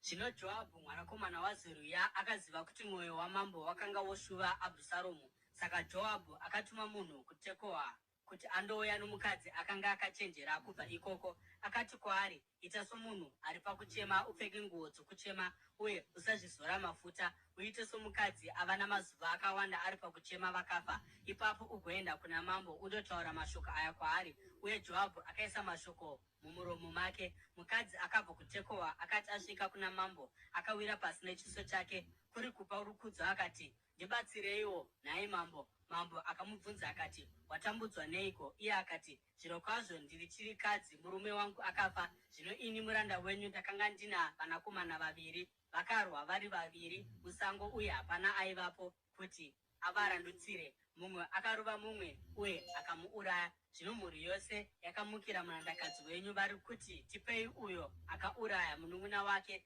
kuti timuuraye nokuda kwoupenyu hwomunun'una wake hwaakauraya, kunyange tichizobvisa mudyi wenhaka zvakare. Saka vachadzima zimbe rangu rimwe ranga rasara, vakasasiyira murume wangu zita kana rudzi panyika. Mambo akati kumukadzi, enda hako kumba kwako, ini ndicharayira shoko pamusoro pako. Asi mukadzi weTekoa akati kwaari, ishe wangu mambo, mhosva ngaive kwandiri nokuimba yababa vangu, uye mambo nechigaro chake choushe ngazvirege kuva nemhosva. Mambo akapindura akati, kana munhu akataura chinhu kwauri, uya naye kwandiri, haangazokunetsizve. Iye akati, naizvozvo mambo ngaataure naIshe Mwari wake kuti mutsivi weropa arege kuramba achiparadza, kuti mwanakomana wangu arege kuparadzwa. Mambo akati naJehovha mupenyu, hapana ruvhudzi rumwe romwanakomana wako ruchawira pasi. Ipapo mukadzi uya akati, tenderai muranda wenyu kuti ataure shoko kuna ishe mambo wangu. Iye akati, taura hako. Mukadzi uya ndokuti, zvino seiko makarongera vanhu vaMwari zvakadai? Kana mambo vachitaura zvakadai, havasi kuzvipa mhosva here? Nokuti mambo havana kudzosa mwanakomana uya akambenge adzingwa semvura yadeukira pasi isingazogoni kutyorerwa. Saizvozvo tinofanira kufa, asi Mwari haaurayi munhu. Pachinzvimbo chaizvozvo anotoronga zano rokuti akadzingwa arege kuraswa zvachose naye. Zvino ini ndauya kuzotaura izvi kuna ishe mambo wangu, nokuti vanhu vandityisidzira. Murandakadzi wenyu akafunga akati, rega ndinotaura namambo, zvimwe vangaitira muranda wavo zvaanokumbira. Zvimwe mambo vangabvuma kurwira murandakadzi wavo kubva paruoko rwomunhu anotsvaka kuparadza zvose ini nomwanakomana wangu, kuti tirege kugara nhaka yatakapiwa naMwari. Zvino murandakadzi wenyu anoti, ndinokumbira kuti shoko rashe mambo wangu rindinyaradze, nokuti ishe wangu mambo akafanana nomutumwa waMwari pakuziva zvakanaka nezvakaipa. Jehovha Mwari wenyu ngaave nemi. Ipapo mambo akati kumukadzi, usandivanzira hako shoko randichakubvunza. Mukadzi akati, ishe mambo wangu ngavataure havo. Mambo akabvunza akati, ko ruoko rwaJoabhu harusi kubatsirana newe pazvinhu zvose izvi here? Mukadzi akapindura akati, noupenyu hwenyu ishe wangu mambo, hapana munhu angatendeukira kurudyi kana kuruboshwe kubva pane zvinenge zvataurwa nashe mambo wangu. Ichokwadi, muranda wenyu Joabhu ndiye andirayira kuti ndiite izvi, uye ndiye aisa mashoko ose aya mumuromo womurandakadzi wenyu. Muranda wenyu Joabhu akaita izvi kuti ashandure mamiriro ezvinhu. Ishe wangu ano uchenjeri sehwomutumwa waMwari, anoziva zvose zvinoitika panyika. Mambo akati kuna Joabhu, zvakanaka chose, ndichaita saizvozvo. Chienda unouya nejaya Abhusaromu. Joabhu akawira pasi nechiso chake achipa rukudzo, uye akaropafadza mambo. Joabhu akati, nhasi muranda wenyu aziva kuti awana nyasha pamberi penyu, ishe wangu mambo, nokuti mambo aita zvandakumbira ini muranda wake. Saka Joabhu akaenda kuGeshuri akandouya naAbhusaromu kuJerusarema. Asi mambo akati anofanira kuenda kuimba yake, haafaniri kuona chiso changu. Saka Abhusaromu akaenda kumba kwake akasaona chiso chamambo. MuIsraeri mose makanga musina murume airumbidzwa navanhu nokuda kworunako rwake saAbhusaromu. Kubva kumusoro wake kusvikira kutsoka dzake pakanga pasina panonzi apa pakaipa. Pose paaigurira bvudzi rake, aigurira bvudzi rake nguva nenguva parainge rava kumuremera. Airiyera, uye uremu hwaro hwaisvika mashekeri 200 kana zvichiyerwa nechiyereso chamambo. Abhusaromu akaberekerwa vanakomana 3 nomwanasikana mumwe chete. Zita romwanasikana rainzi Tamari, uye akanga ari mukadzi akanaka pachiso. Abhusaromu akagara kwamakore 2 muJerusarema asina kumboona chiso chamambo. Ipapo Abhusaromu akadana Joabhu kuti amutume kuna mambo, asi akaramba kuenda kwaari. Saka akatumazve shoko kechipiri, asi akaramba kuuya. Ipapo akati kumuranda wake, onaka, munda waJoabhu wakaganurana nowangu, uye ane bhari imomo. Enda unoupisa. Naizvozvo varanda vaAbhusaromu vakapisa munda.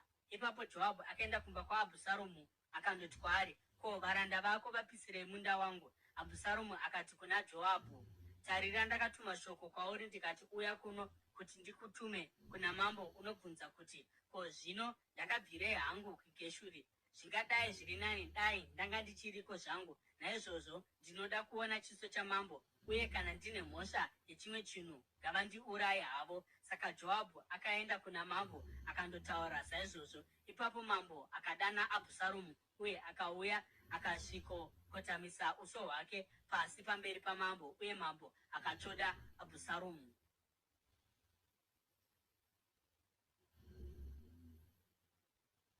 Samueri wechipiri, chitsauko 15.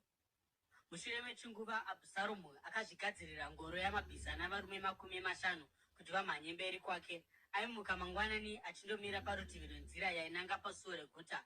Paiti kana munhu akauya kuna mambo kuzotambirwa mhosva yake, Abhusaromu aimudana oti kwaari, ko, iwe uri weguta ripi? Iye aipindura achiti, muranda wenyu anobva kuno rumwe rwamarudzi avaIsraeri. Ipapo Abhusaromu aizoti kwaari, tarira, mashoko ako akanaka uye ndeechokwadi, asi hapana mumiririri wamambo anganzwe nyaya yako. Uye Abhusaromu aizoti, dai vaindiita zvavo mutongi munyika muno, zvaizoti munhu wose anenge ane chichemo kana nyaya aizouya kwandiri, uye ndaizoona kuti aitirwa zvakarurama.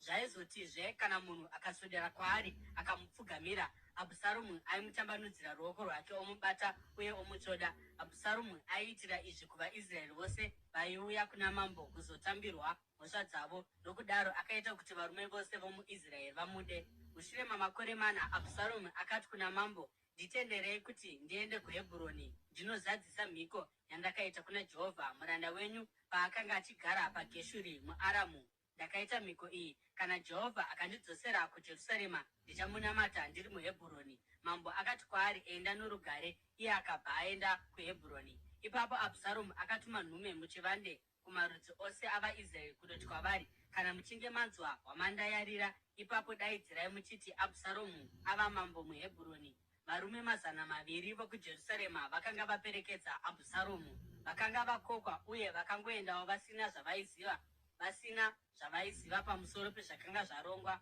Abhusaromu paakanga achipa zvipiriso akadanawo Ahitoferi mugiro, gurukota raDhavhidhi, kuti auye kubva kugiro guta raaigara. Ipapo urongwa hwokumukira mambo hwakabva hwasimba, uye vanhu vakatevera Abhusaromu vakaramba vachiwanda. Nhume yakauya ikaudza Dhavhidhi kuti varume veIsraeri vatorwa mwoyo naAbhusaromu. Ipapo Dhavhidhi akati kumakurukota ake ose aiva naye muJerusarema, uyai ngatitizei, zvikasadaro tose hapana angapunyuka kubva kuna Abhusaromu. Tinofanira kubva pano izvozvi, kana tikasadaro angatibata akatiparadza uye akarwisa guta nomunondo. Makurukota amambo akapindura akati, varanda venyu vakazvipira kuita chipi nechipi chinenge chasarudzwa naishe mambo wedu. Mambo akaenda, veimba yake vose vachimutevera, asi akasiya varongo vake 10 kuti vachengete muzinda wamambo. Saka mambo akabuda akaenda, vanhu vose vakamutevera, vakandomira pane imwe nzvimbo yaiva chinhambwe. Vanhu vake vose vakapfuura pamberi pake, pamwe chete navaKereti navaPereti vose, uye na500 ose avaGiti avo vakanga vabva naye kuGati, vakafamba vachipfuura napamberi pamambo. Mambo akati kuna Itai muGiti, ko, wauyirei nesu? Dzokera unogara namambo Abhusaromu. Uri mutorwa iwe, wakadzingwa kumusha kwako, wakauya nezuro chaiye. Zvino nhasi ndingaita kuti udzungaire nesu here, uye ini ndisingazivi chaiko kwandinoenda? Dzokera utore hama dzako dzose, ngoni nokutendeka ngazvive newe. Asi Itai akapindura mambo akati, ndinopika naJehovha mupenyu, uye ndinopika naishe wangu mambo, pana ishe wangu mambo, kunyange zvikareva upenyu kana kufa, ipapo muranda wenyu ndipo paachava. Dhavhidhi akati kuna Itai, enda hako, famba. Nokudaro Itai muGiti navanhu vake nemhuri dzose dzaiva naye vakafamba vachienda mberi. Nyika yose yakachema kwazvo vanhu vose pavakanga vachipfuura, namambowo akayambuka mupata weKidhironi, uye vanhu vose vakafamba vakananga kurenje. Zadhoki akanga aripo, uye vaRevhi vose vakanga vanaye vakanga vakatakura areka yesungano yaMwari, vakadzika areka yaMwari pasi. Abhiatari akapa zvipiriso kusvikira vanhu vose vabuda muguta. Ipapo mambo akati kuna Zadhoki, dzosera areka yaMwari muguta. Kana ndikawana nyasha pamberi paJehovha, achandidzosa uye achaita kuti ndione zvakare panzvimbo paanogara. Asi kana iye akati, handifadzwi newe, zvose ndakazvigadzirira, ngaandiitire hake zvaanenge achida. Mambo akatizve kuna Zadhoki muprista, ko, hauzi muoni here? Dzokera muguta norugare nomwanakomana wako Ahimaazi naJonatani mwanakomana waAbhiatari. Iwe naAbhiatari endai navanakomana venyu, ini ndichandomira pamazambuko erenje kusvikira shoko rasvika kwandiri kubva kwamuri. Ipapo Zadhoki naAbhiatari vakatora areka yaMwari vakadzokera kuJerusarema vakandogarako. Asi Dhavhidhi akaramba achikwira gomo reMiorivhi akaenda achichema. Aiva akafukidza musoro wake asina shangu. Vanhu vose naivowo vakanga vakafukidza misoro yavo vachichema vachikwidza. Zvino Dhavhidhi akaudzwa kuti Ahitoferi ndiye mumwe wavapanduki vana Abhusaromu. Saka Dhavhidhi akanamata achiti, haiwa Jehovha, shandura henyu mazano aAhitoferi kuti ave upenzi. Dhavhidhi paakasvika pamusoro, vanhu pavaisinamata Mwari vari, Hushai muAriki akanga akamumirira, nguo yake yakabvaruka uye ane guruva mumusoro. Dhavhidhi akati kwaari, kana iwe ukaenda neni uchava mutoro kwandiri, asi kana ukadzokera kuguta ukandoti kuna Abhusaromu, ini ndichava muranda wenyu, imi mambo ndaiva muranda wababa venyu kare, asi zvino ndichava muranda wenyu. Ipapo ungandibatsira kuti ukanganise zano raAhitoferi. Vaprista Zadhoki naAbhiatari vanenge vasiri pamwe chete newe here? Iwe uvaudze zvose zvaunenge uchinzwa zvichirongwa mumuzinda wamambo. Vana vavo vaviri, Ahimaazi mwanakomana waZadhoki naJonatani mwanakomana waAbhiatari, variko, uvatume kwandiri nezvose zvaunenge wanzwa. Saka shamwari yaDhavhidhi, Hushai, akasvika kuJerusarema Abhusaromu paakanga achipinda muguta.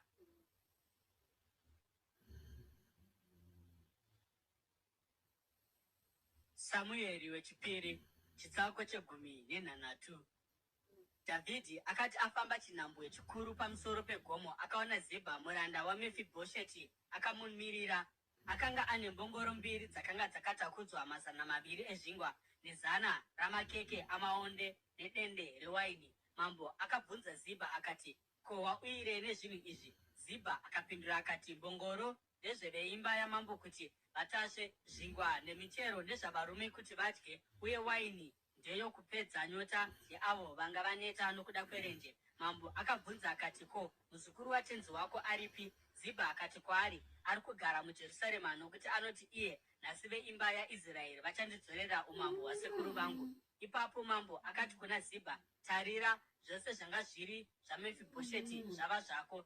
Zibha akati, ndinozvideredza, dai ndawana nyasha pamberi penyu, ishe wangu mambo. Mambo Dhavhidhi paakanga ava kusvika kuBhahurimi, mumwe murume aibva kurudzi rumwe chete nemhuri yaSauro akabudamo. Zita rake ainzi Shimei mwanakomana waGera, uye aituka paaibuda. Akapotsera mabwe kuna Dhavhidhi namakurukota ose amambo, kunyange zvazvo varwi vose navachengeti vake vakanga vari kurudyi nokuruboshwe rwake. Shimei akatuka achiti, ibva kuno, ibva kuno, iwe munhu weropa, munhu akaipa.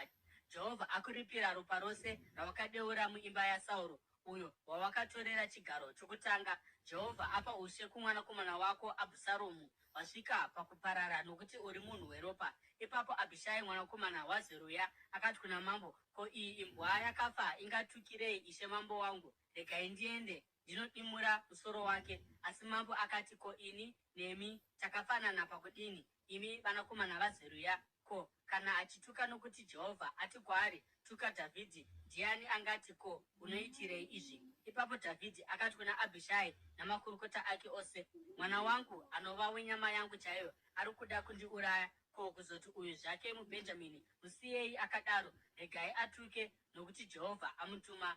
Zvichida Jehovha angaona kutambura kwangu, uye zvimwe akandiripira zvakanaka nokuda kwokutukwa kwandiri kugamuchira nhasi. Ipapo Dhavhidhi navanhu vake vakaramba vachifamba nenzira. Shimei paakanga achifamba ari kuno rumwe rutivi rwegomo, achituka, achingoenda achipotsera matombo kwaari, achimupfumburira guruva.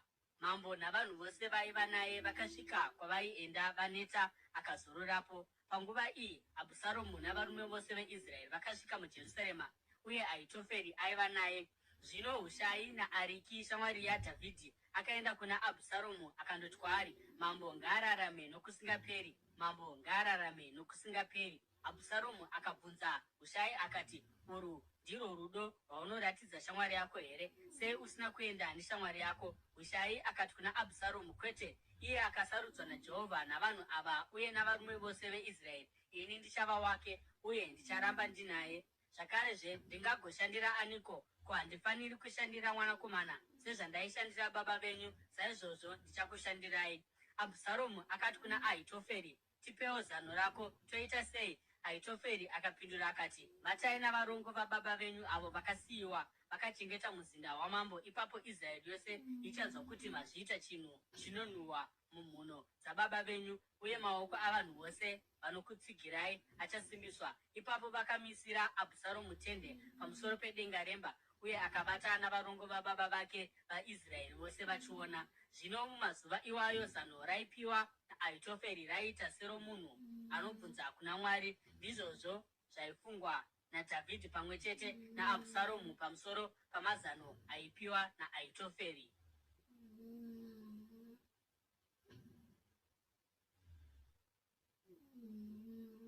Samueri wechipiri, chitsauko che10.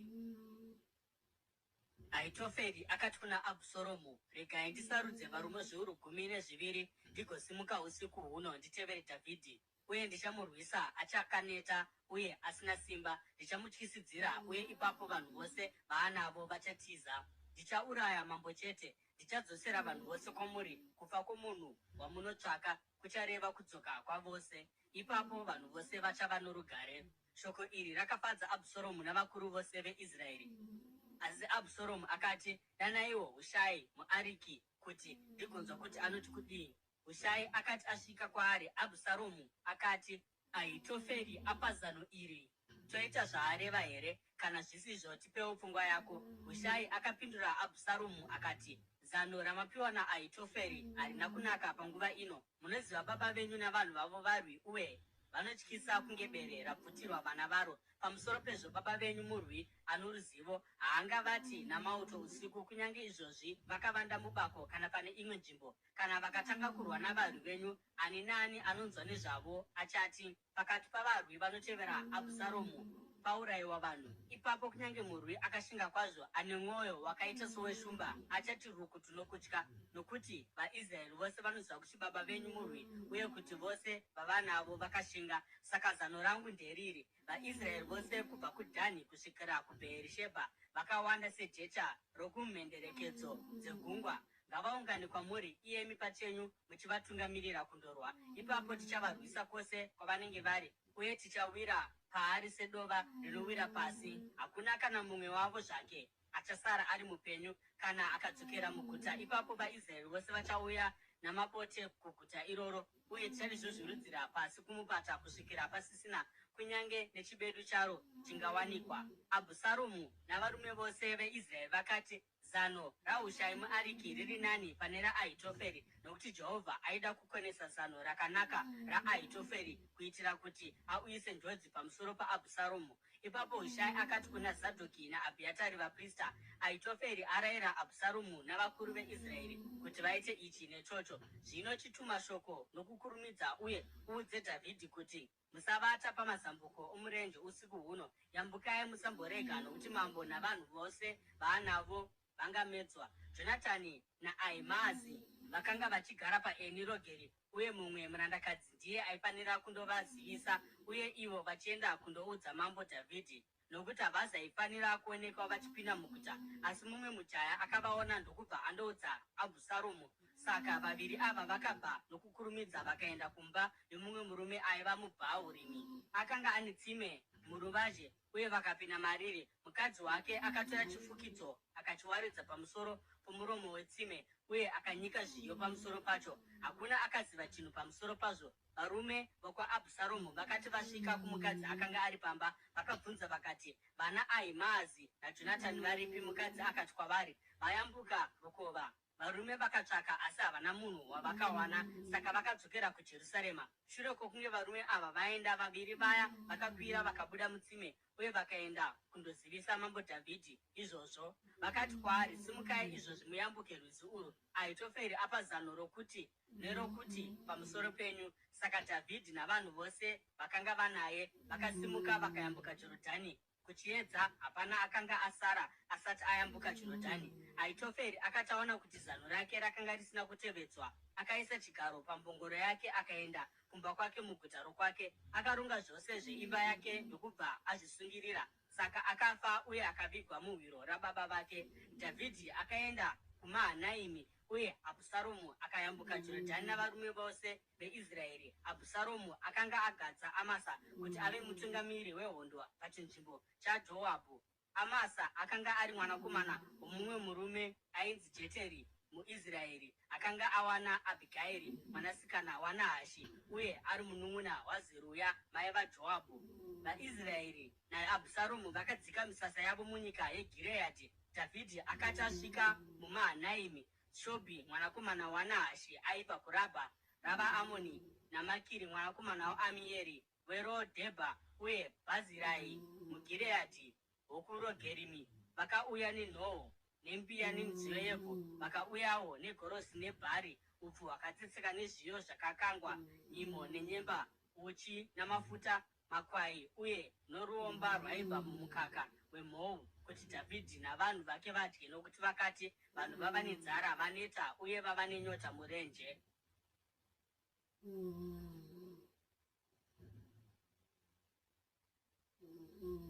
Samueri wechipiri, chitsauko 10. Dhavhidhi akaunganidza varume vakanga vanaye, uye akagadza pamusoro pavo vatungamiri vezviuru navatungamiri vamazana. Dhavhidhi akatumira varwi achiita kudai: chikamu chimwe chete kubva muzvitatu chavo chichitungamirirwa naJoabhu, chimwe chikamu chimwe chete kubva muzvitatu chichitungamirirwa nomunun'una waJoabhu ainzi Abhishai mwanakomana waZeruya, uye chikamu chimwe chete kubva muzvitatuzve chichitungamirirwa naItai muGiti. Mambo akataurira vanhu kuti, zvirokwazvo neni pachangu ndichafamba nemi, asi vanhu vakati, imi hamufaniri kuenda. kana tikamanikidzwa kutiza havambovi nehanya nesu, kunyange kana hafu yedu ikafa havambovi nehanya. Asi imi munokosha sesu tiri zviuru 10. Zvingava nani zvino kuti imi mutitsigire muri muguta. Mambo akati, ndichaita zvose zvamunoona zvakakunakirai. Saka mambo akamira parutivi rwesuo pakanga pachifamba varume vose vachibuda namapoka amazana neezviuru. Mambo akarayira Joabhu, Abhishai naItai akati, munzwire henyu jaya nyasha iye Abhusaromu nokuda kwangu. Varwi vakafamba vachipinda musango kuti vandorwa navaIsraeri, uye hondo yakarwiwa mudondo reEfuremu. Imomo hondo yeIsraeri yakakundwa navanhu vaDhavhidhi, uye pakava nokufa kukuru zuva iroro. Varume zviuru 20 vakafa. Kurwa kwakapararira panyika yose, uye dondo rakauraya vanhu vazhinji pazuva iro kukunda munondo. Zvino zvakaitika kuti Abhusaromu akasangana navanhu vaDhavhidhi. Akanga akatasva nyurusi rake, uye nyurusi parakapinda napasi pamatavi makobvu omuti mukuru womuouki, musoro Abhusaromu wakabatwa mumuti, akasiyiwa akarembera mudenga. Nyurusi raakanga akatasva rikaramba richienda. Mumwe wavarume akati aona izvi akati kuna Joabhu, ndaona Abhusaromu akarembera mumuti womuouki. Joabhu akati kumurume akanga amuudza izvozvo, watii, wamuona? Seiko usina kumubayira pasi pakare ipapo? Ipapo ndingadai ndazokupa mashekeri 10 esirivha nebhanhire romurwi. Asi murume uyu akati, kunyange dai chiuru chamashekeri chakanga chayerwa mumaoko angu, handaigona kusimudzira mwanakomana wamambo ruoko rwangu kuti ndimuuraye. Mambo akakurayirai imi, Abhishai naItai, isu tichinzwa achiti, mudzivirire jaya Abhusaromu nokuda kwangu. Uye kana dai ndanga ndaisa upenyu hwangu panjodzi, uye hapana chakavanzika kuna mambo, imi maizomira kure neni. Joabhu akati, handinganonoki kudai nokuda kwako. Saka akatora mapfumo 3 mumaoko ake, akanyudza mumwoyo maAbhusaromu, uye Abhusaromu achiri mupenyu mumuti womuouki. Uye vatakuri venhumbi dzokurwa nadzo dzaJoabhu 10 vakakomba Abhusaromu, vakamubaya, vakamuuraya. Ipapo Joabhu akaridza hwamanda, uye varwi vakarega kutevera vaIsraeri, nokuti Joabhu akavamisa. Vakatora Abhusaromu vakamukanda mugomba guru raiva mudondo, vakatutira murwi mukuru wamatombo pamusoro pake.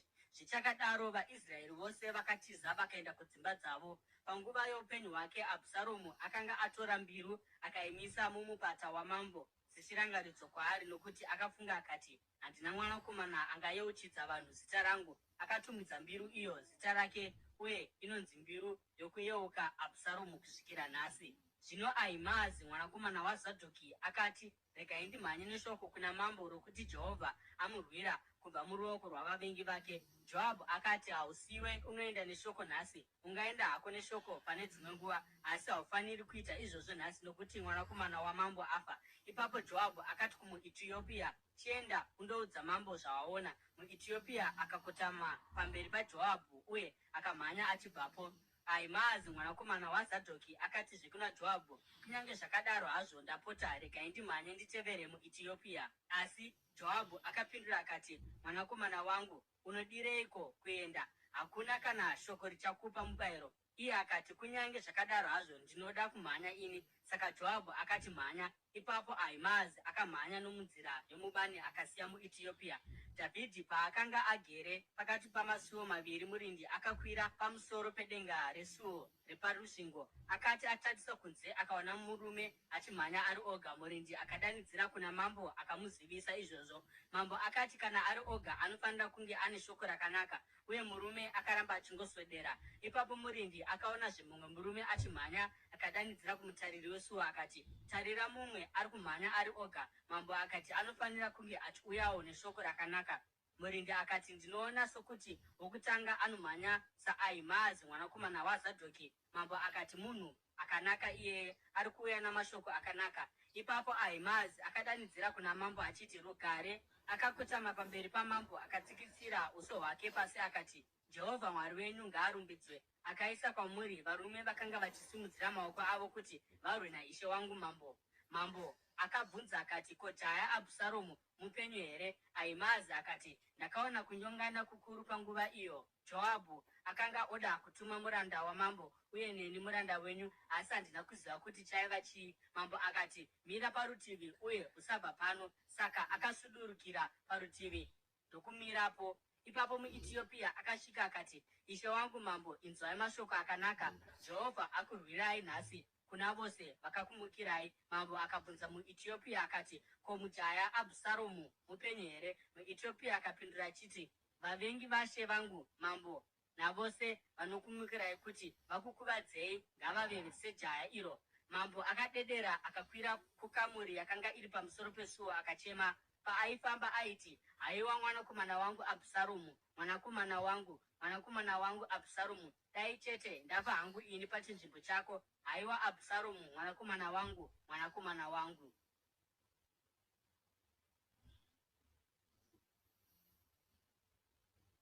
Samueri wechipiri, chitsauko chegumi nepfumbamwe.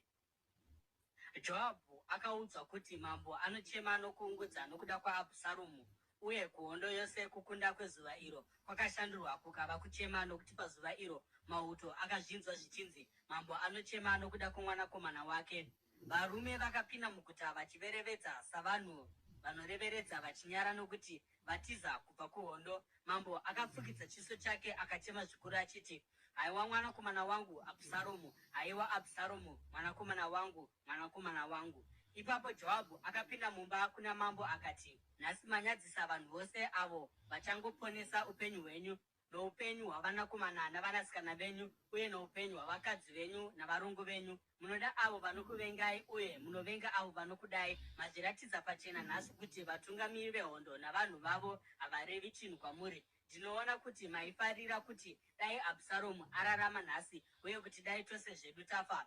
Zvino budai munokurudzira vanhu venyu. Ndinopika naJehovha kuti kana mukasabuda, hakuna munhu achasara nemi usiku huno. Zvichava zvakaipisisa kwamuri kupinda njodzi dzose dzakakuwirai kubva pauduku hwenyu kusvikira zvino. Saka mambo akasimuka akandoisa chigaro chake pasuo. Vanhu vakati vaudzwa kuti mambo agere pasuo, vose vakauya pamberi pake. Zvichakadaro vaIsraeri vakanga vatizira kumisha yavo. Marudzi ose avaIsraeri, vanhu vose vakanga vachikakavadzana vachiti, mambo akatisunungura kubva muruoko rwavaFiristia, asi zvino atiza nyika nokuda kwaAbhusaromu. Uye Abhusaromu uyo watakazodza kuti atitonge afa muhondo. Saka munoregerereiko kutaura nezvokudzosa mambo? Mambo Dhavhidhi akatuma shoko naZadhoki naAbhiatari vaprista achiti, bvunzai vakuru veJudha kuti, seiko imi mava vokupedzisira kudzosa mambo kumuzinda wake, sezvo zvinotaurwa muIsraeri yose zvakasvika pamba pake? Imi muri hama dzangu, muri venyama yangu chaivo, uye veropa rangu. Saka maitireiko vokupedzisira kudzosa mambo? Uye muti kuna Amasa, ko iwe hauzi wenyama yangu uye weropa rangu here? Mwari ngaandirove, ngaarambe achidaro kwazvo, kana kubva zvino zvichienda mberi iwe ukarega kuva mukuru wehondo yangu panzvimbo yaJoabhu.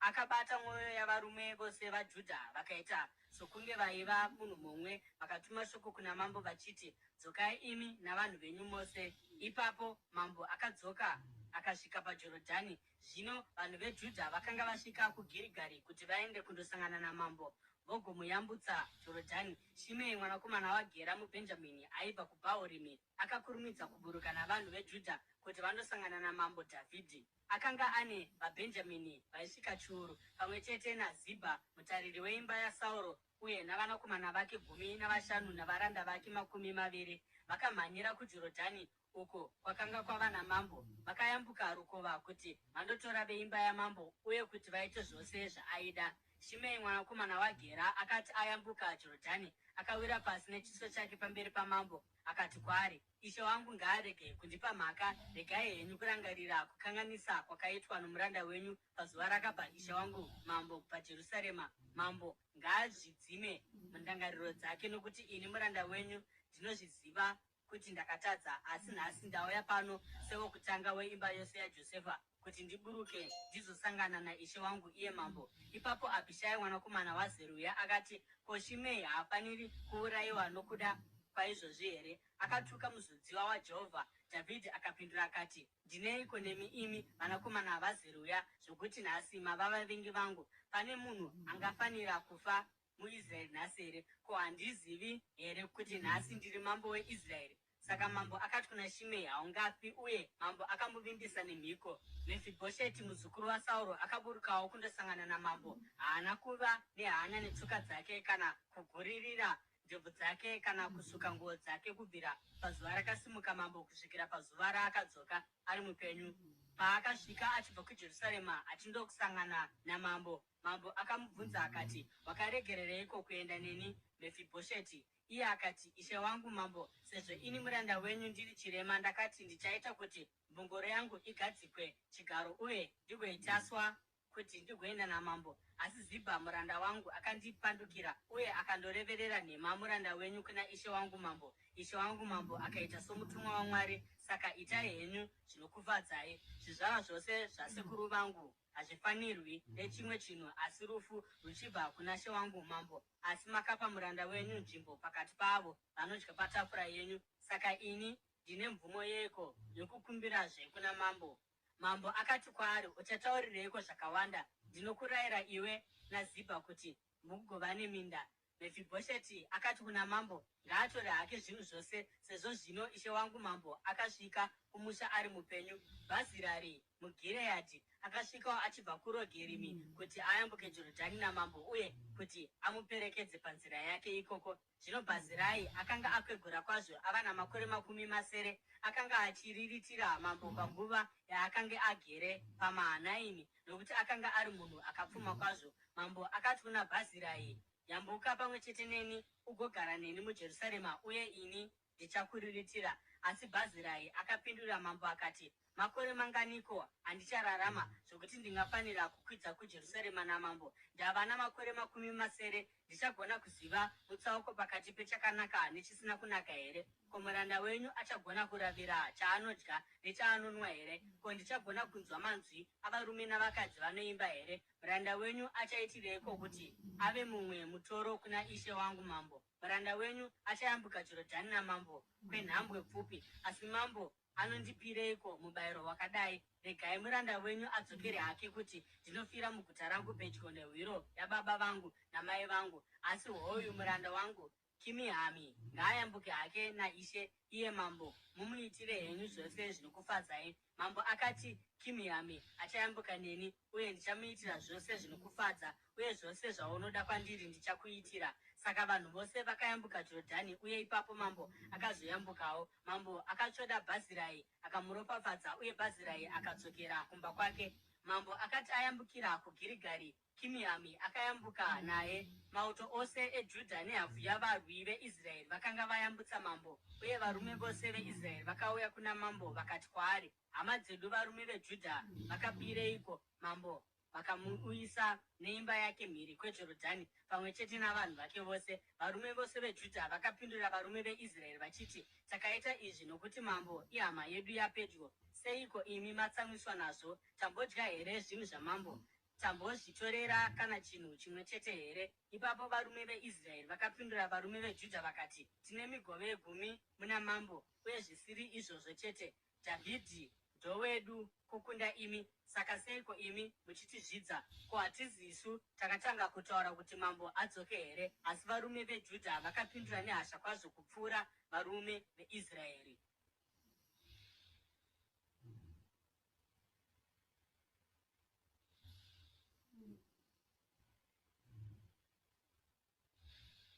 Samueri wechipiri, chitsauko che20.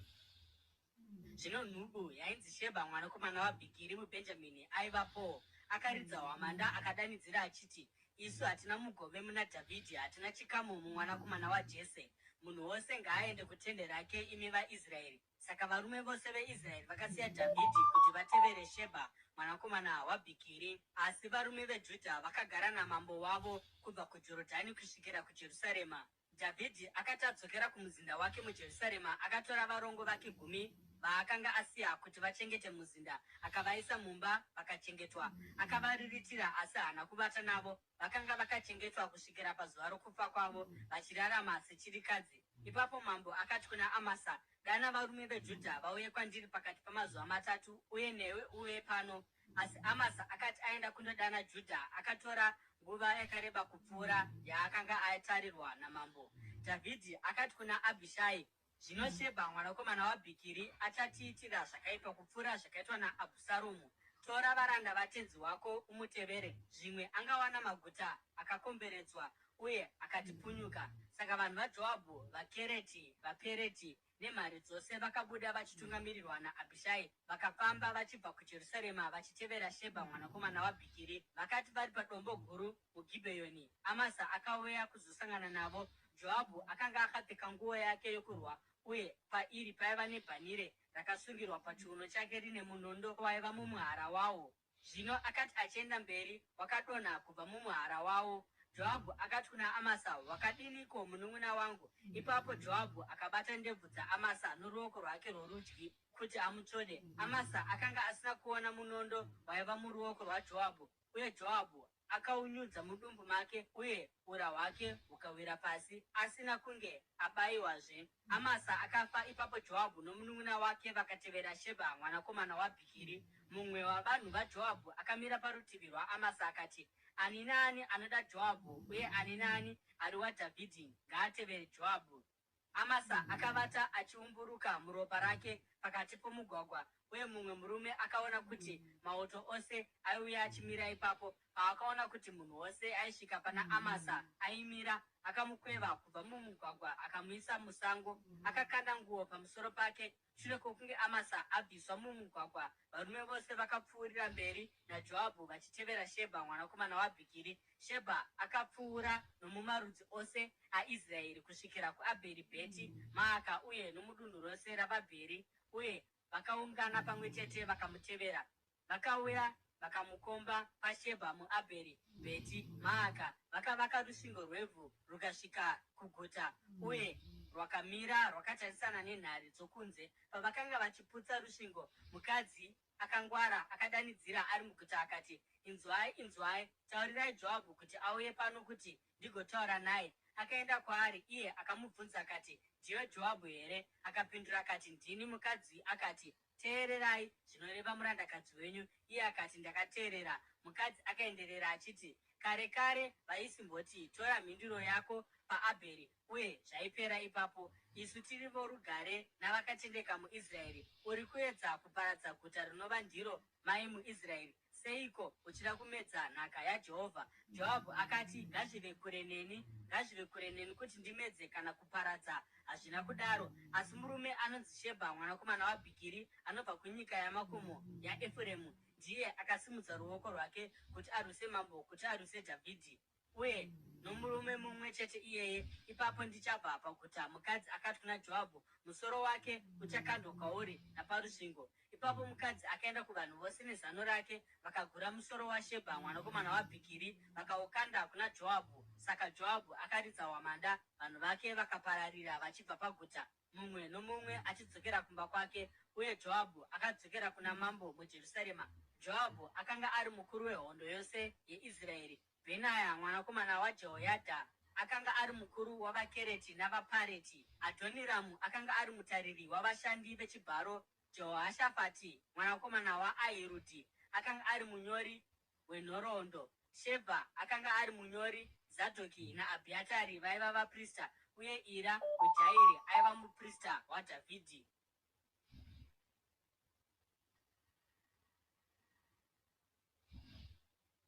Samueri wechipiri, chitsauko che21. Panguva yokutonga kwaDhavhidhi kwakava nenzara makore 3 achiteverana. Saka Dhavhidhi akatsvaka chiso chaJehovha. Jehovha akati, imhaka yaSauro neimba yake yeropa, imhaka yokuti akauraya vaGibheoni. Mambo akadana vaGibheoni akataura navo. Zvino vaGibheoni vakanga vasiri vorudzi rwavaIsraeri, asi vakanga vari vakasara vavaAmori. Vakanga vapikirwa navaIsraeri kuti vasaurayiwe, asi Sauro mukushingaira kwake nokuda kwavaIsraeri navaJudha akaedza kuvaparadza. Dhavhidhi akabvunza vaGibheoni akati, ndingakuitirai chiiko? Ndingayananisa neiko kuitira kuti mugoropafadza nhaka yaJehovha? VaGibheoni vakamupindura vachiti, hatina kodzero yokureva sirivha negoridhe kuna Sauro kana kumhuri yake, uye hatina kodzero yokuuraya munhu muIsraeri. Dhavhidhi akati, munoda kuti ndikuitireiko? Vakapindura mambo vakati, kana ari munhu akatiparadza uye akaita rangano yokuti tipere uye tishayiwe nzvimbo kupi zvako muIsraeri, zvizvarwa zvake zvechirume 5 ngazvipiwe kwatiri kuti zviurayiwe uye zviiswe pachena pamberi paJehovha paGibhea raSauro musanangurwa waJehovha. Saka mambo akati, ndichavapa kwamuri. Mambo akararamisa Mefibhosheti mwanakomana waJonatani mwanakomana waSauro nokuda kwemhiko pamberi paJehovha pakati paDhavhidhi naJonatani mwanakomana waSauro. Asi mambo akatora Arimoni naMefibhosheti vanakomana vaviri vaRizipa mwanasikana waAya waakanga aberekera Sauro, pamwe chete navanakomana vashanu vaMerabhi mwanasikana waSauro waakanga aberekera Adhirieri mwanakomana waBhazirai muMehorati. Akavaisa mumaoko avaGibheoni, ivo vakavasungirira pachikomo pamberi paJehovha. Vose vari vanomwe vakafa pamwe chete, vakaurayiwa panguva yokutanga kukohwa, pakutanga kwokukohwiwa kwebhari. Rizipa mwanasikana waAya akatora nguo yesaga akazviwaridzira pamusoro pedombo. Kubva pakutanga kwokukohwa kusvikira pakunaya kwemvura ichibva kudenga pamusoro pemitumbi yavo, haana kutendera shiri dzedenga kuti dzivabate masikati kana zvikara zvesango usiku. Dhavhidhi akati ataurirwa zvakaitwa naRizipa mwanasikana waAya murongo waSauro, akaenda akandotora mapfupa aSauro naJonatani mwanakomana wake kubva kuvagari veJabheshi Gireadhi vakanga vaatora muchivande kubva pachivara chapaBheti Shani, uko kwavakanga vaturikwa navaFiristia shure kwokunge vauraya Sauro paGiribhoa. Dhavhidhi akauya namapfupa aSauro naJonatani mwanakomana wake kubva ikoko, uye mapfupa avo vakanga vaurayiwa vakaiswa pachena akaunganidzwa. Vakaviga mapfupa aSauro naJonatani mwanakomana wake muhwiro hwaKishi baba vaSauro paZera muBhenjamini, uye vakaita zvose zvavakarayirwa namambo. Shure kwaizvozvo Mwari akapindura munyengetero wokumirira nyika. Kwakavazve nehondo pakati pavaFiristia navaIsraeri. Dhavhidhi akaburuka navanhu vake kundorwa navaFiristia uye akaneta kwazvo. Uye Ishibhenoni, mumwe wezvizvarwa zvaRafa, aiva nomusoro wepfumo wairema 300 amashekeri, uye akapakata munondo mutsva. Akati achauraya Dhavhidhi, asi Abhishai mwanakomana waZeruya akanunura Dhavhidhi, akabayira muFiristia pasi akamuuraya. Ipapo vanhu vaDhavhidhi vakapika kwaari vachiti, hamuchazomboendizve nesu kuhondo, kuitira kuti mwenje weIsraeri urege kuzodzimwa. Shure kwaizvozvo kwakazovazve nokurwa navaFiristia paGobhi. Panguva iyoyo Sibhekai muHushati akauraya Safi, mumwe wezvizvarwa zvaRafa. Pano kumwe kurwa navaFiristia paGobhi, Ehiranani mwanakomana waJoari Oregimi muBheterehema akauraya Goriati muGiti. Akanga ane pfumo raiva nerwiriko rwakanga rwakaita setsvimbo yomuruki. Pano kumwe kurwazve kwakaitika paGati, pakanga pane hofori yomurume akanga ane minwe 6 paruoko rumwe norumwe, uye zvigunwe 6 parutsoka rumwe norumwe, zvose zviri 24. Naiyewo akanga ari chizvarwa chaRafa, akati achishora Israeri. Jonatani mwanakomana waShimea munun'una waDhavhidhi akamuuraya. Ava vari vana vakanga vari zvizvarwa zvaRafa muGati, uye vakafa pamaoko aDhavhidhi navanhu vake.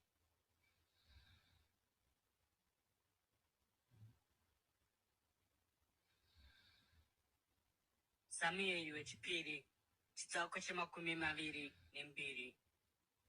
Dhavhidhi akaimbira Jehovha mashoko orwiyo urwu paakarwirwa naJehovha kubva muruoko rwavavengi vake vose nomuruoko rwaSauro. Akati, Jehovha ndiye dombo rangu, nhare yangu uye mununuri wangu. Mwari wangu ndiye dombo rangu, ndinovanda maari. Nhoo yangu norunyanga rworuponeso rwangu. Ndiye nhare yangu, utiziro hwangu nomuponesi wangu. Munondiponesa pavanhu vanoita nechisimba. Ndinodana kuna Jehovha, iye anofanira kurumbidzwa, uye ndinoponeswa kubva kuvavengi vangu. Mafungu orufu akandikomba, mvura zhinji yokuparadza yakandifukidza. Mabote eguva akandimonera, misungo yorufu yakandivinga. Mukutambudzika kwangu ndakadana kuna Jehovha, ndakadanidzira kuna Mwari wangu. Akanzwa inzwi rangu ari mutemberi yake, kuchema kwangu kwakasvika munzeve dzake. Nyika yakadedera uye ikazungunuka, nheyo dzokudenga dzakadengenyeka dzakadedera, nokuti akanga atsamwa. Utsi hwakakwira kubva mumhino dzake, moto unoparadza wakabuda mumuromo make. Mazimbe anopisa akapfutamo. Akakamura matenga akaburuka pasi, makore erima akanga ari pasi petsoka dzake. Akatasva makerubhi akabhururuka mudenga denga pamapapiro emhepo. Akaita kuti rima ripoteredze setende, iwo makore matema emvura yokudenga. Kubva pakupenya kwouripo hwake mapanang'ana emheni akapenya, Jehovha akatinhira ari kudenga, inzwi rewokumusoro-soro rakanzwikwazve. Akapfura miseve akaparadzira vavengi, mapanang'ana emheni akavaparadza. Mipata yegungwa yakaiswa pachena, uye nheyo dzenyika dzakabudiswa pachena nokutuka kwaJehovha nokufema kwomweya wemhino dzake. Akatambanudza ruoko ari kudenga, akandibata akandibudisa kubva pamvura yakadzika. Akandinunura kubva pamuvengi wangu ane simba, kubva kuvavengi vakanga vachindikurira pasimba. Vakandivinga muzuva renjodzi yangu, asi Jehovha akanga ari mutsigiri wangu. Akandibudisira kunzvimbo yakafarikana, akandinunura nokuti akanga achindifarira. Jehovha akandiitira zviri maererano nokururama kwangu, maererano nokuchema kwamaoko angu. Akandipa mubayiro, nokuti ndakachengeta nzira dzaJehovha. Handina kuita chakaipa ndichitsauka kubva kuna Mwari wangu. Mirayiro yake yose iri pamberi pangu, handina kutsauka kubva pamitemo yake. Ndakanga ndisina chandinopomerwa pamberi pake, uye ndakazvichengeta kuti ndirege kutadza. Jehovha akandipa mubayiro maererano nokururama kwangu, maererano nokuchema kwangu pamberi pake. Kune vakatendeka munoratidza kutendeka kwenyu, kune vasina chavanopomerwa munoratidza kusapomerwa kwenyu. Kune vakachena munozviratidza makachena, asi kune vasakarurama munozviratidza nehasha. Munoponesa vanozvininipisa, asi meso enyu ari pamusoro pavanozvikudza kuti muvaderedze. Imi muri mwenje wangu, Jehovha. Jehovha anoshandura rima rangu kuti rive chiedza. Norubatsiro rwenyu ndinogona kuenda kundorwa neboka ravarwi, naMwari wangu ndinogona kukwira rusvingo. Kana ari Mwari, nzira yake yakarurama kwazvo. Shoko raJehovha harina charingapomerwa. Ndiye nhoo yavose vanodana maari. Nokuti ndianiko Mwari kunze kwaJehovha, uye ndianiko dombo kunze kwaMwari wedu? NdiMwari anondishongedza nesimba, uye anoruramisa nzira yangu. Anoita tsoka dzangu kuti dzive setsoka dzenondo. Anoita kuti ndigone kumira pakakwirira. Anodzidzisa maoko angu kurwa. Maoko angu anowembura uta hwendarira. Munondipa nhoo yenyu yokukunda. Munokatamira pasi kuti mundikurise. Munotambanudza nzira pasi pangu kuitira kuti zvitsitsinho zvangu zvirege kutsauka. Ndakatevera vavengi vangu ndikavaparadza. Handina kudzoka kusvikira vaparadzwa. Ndakavaparadza zvachose, uye havana kugona kumuka. Vakawira pasi petsoka dzangu. Makandishongedza nesimba rokurwa. Makaita kuti vadzivisi vangu vakotame patsoka dzangu. Makaita kuti vavengi vangu vatize pakurwa, uye ndakaparadza vavengi vangu. Vakachemera kubatsirwa, asi hakuna munhu akavaponesa. Kunyange kuna Jehovha, asi haana kupindura. Ndakavapwanya vakatsetseka seguruva renyika. Ndakavatswa uye ndikavatsika sedope riri munzira dzomumusha. Makandinunura kubva pakurwisa kwavanhu vangu. Makandichengetedza somutungamiri wendudzi. Vanhu vandakanga ndisingazivi vava pasi pangu, uye vatorwa vanouya kwandiri vachidedera. Pavanongondinzwa vanonditeerera. Vose vanoora mwoyo vanouya vachidedera kubva panhare dzavo. Jehovha mupenyu, dombo rangu ngarirumbidzwe. Ngaakudzwe Mwari, iye dombo muponesi wangu. Ndiye Mwari anonditsivira, anoisa ndudzi pasi pangu. Anondisunungura kubva kuvavengi vangu. Imi makandikudza pamusoro pavavengi vangu. Kubva kuvanhu vanoita nechisimba makandinunura. Naizvozvo ndichakurumbidzai, imi Jehovha. Pakati pendudzi ndicharumbidza zita renyu nenziyo. Iye anopa mambo wake kukunda kukuru, anoratidza unyoro hwake kumuzodziwa wake, kuna Dhavhidhi nezvizvarwa zvake nokusingaperi.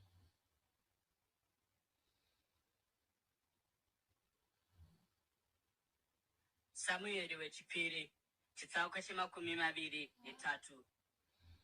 Aya ndiwo mashoko okupedzisira aDhavhidhi. Chirevo chaDhavhidhi mwanakomana waJese, chirevo chomurume akasimudzirwa nowokumusoro-soro, murume akazodzwa naMwari waJakobho, muimbi wenziyo waIsraeri. Mweya waJehovha wakataura kubudikidza neni, shoko rake rakanga riri parurimi rwangu.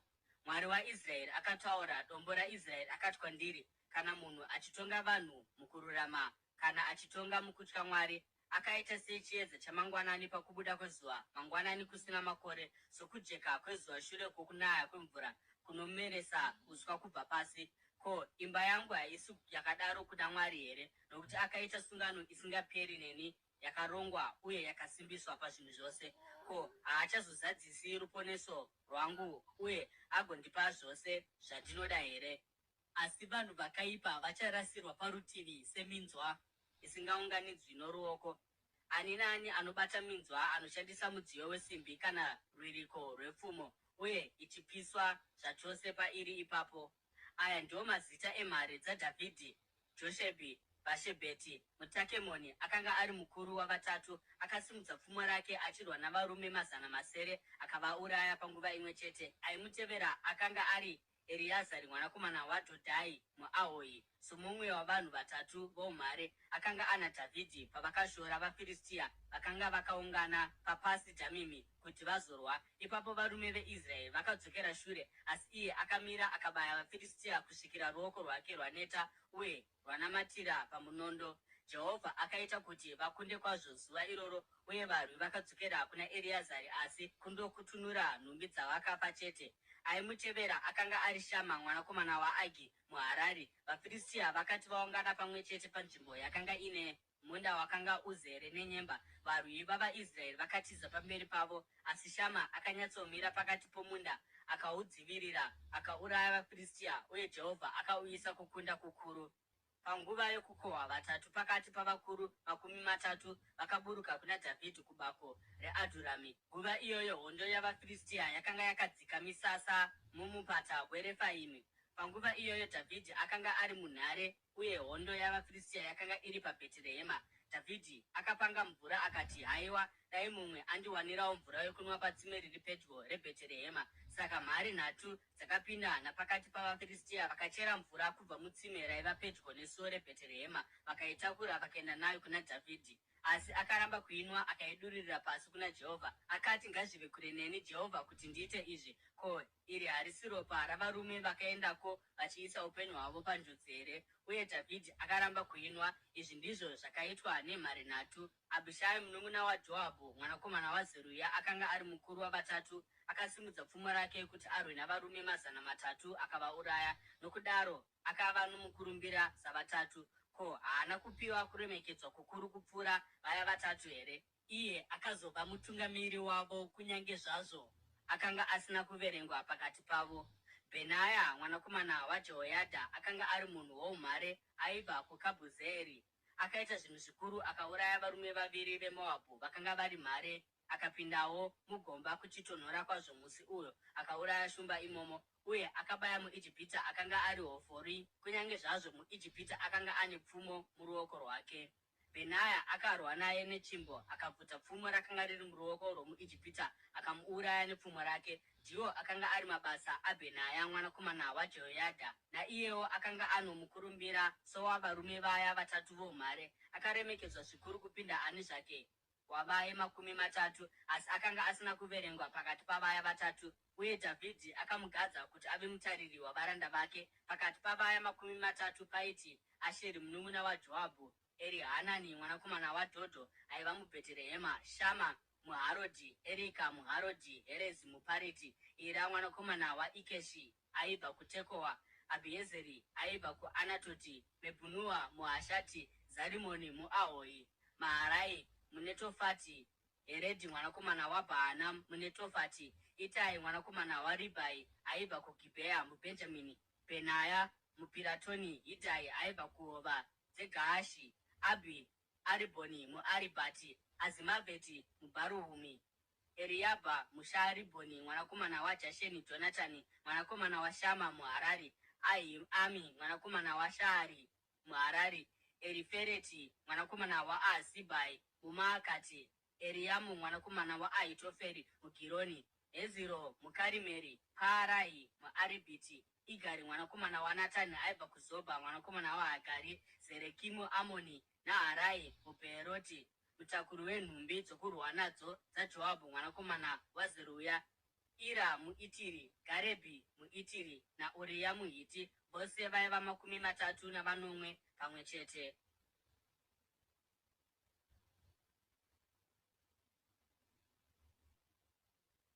Samueri wechipiri, chitsauko che24. Kutsamwa kwaMwari kwakava pamusoro pavaIsraeri zvakare, uye akakurudzira Dhavhidhi achiti, enda undoverenga vaIsraeri navaJudha. Saka mambo akati kuna Joabhu navakuru vehondo vaiva naye, endai pakati pamarudzi ose avaIsraeri kubva kuDhani kusvikira kuBheerishebha, mundonyora varume vokurwa kuti ndizive kuti vangani varipo. Asi Joabhu akapindura mambo achiti, Jehovha Mwari wenyu ngaawanze varwi kakapetwa kupfuura rune 100, uye meso ashe wangu mambo azvione. Asi ishe wangu mambo anodireiko kuita chinhu chakadai? Kunyange zvakadaro shoko ramambo rakakunda raJoabhu navatungamiri vehondo. Saka vakabva pamberi pamambo kuti vandonyora varume vokurwa muIsraeri. Shure kwokuyambuka Jorodhani, vakadzika matende avo pedyo neAroeri, zasi kweguta riri mumupata, uye ipapo vakaenda napakati peGadhi vakandosvika kuJazeri. Vakaenda kuGireadhi nokudunhu reTahitimi Hodhishi uye napaDhani Joani, uye vakapoterera nokuSidhoni.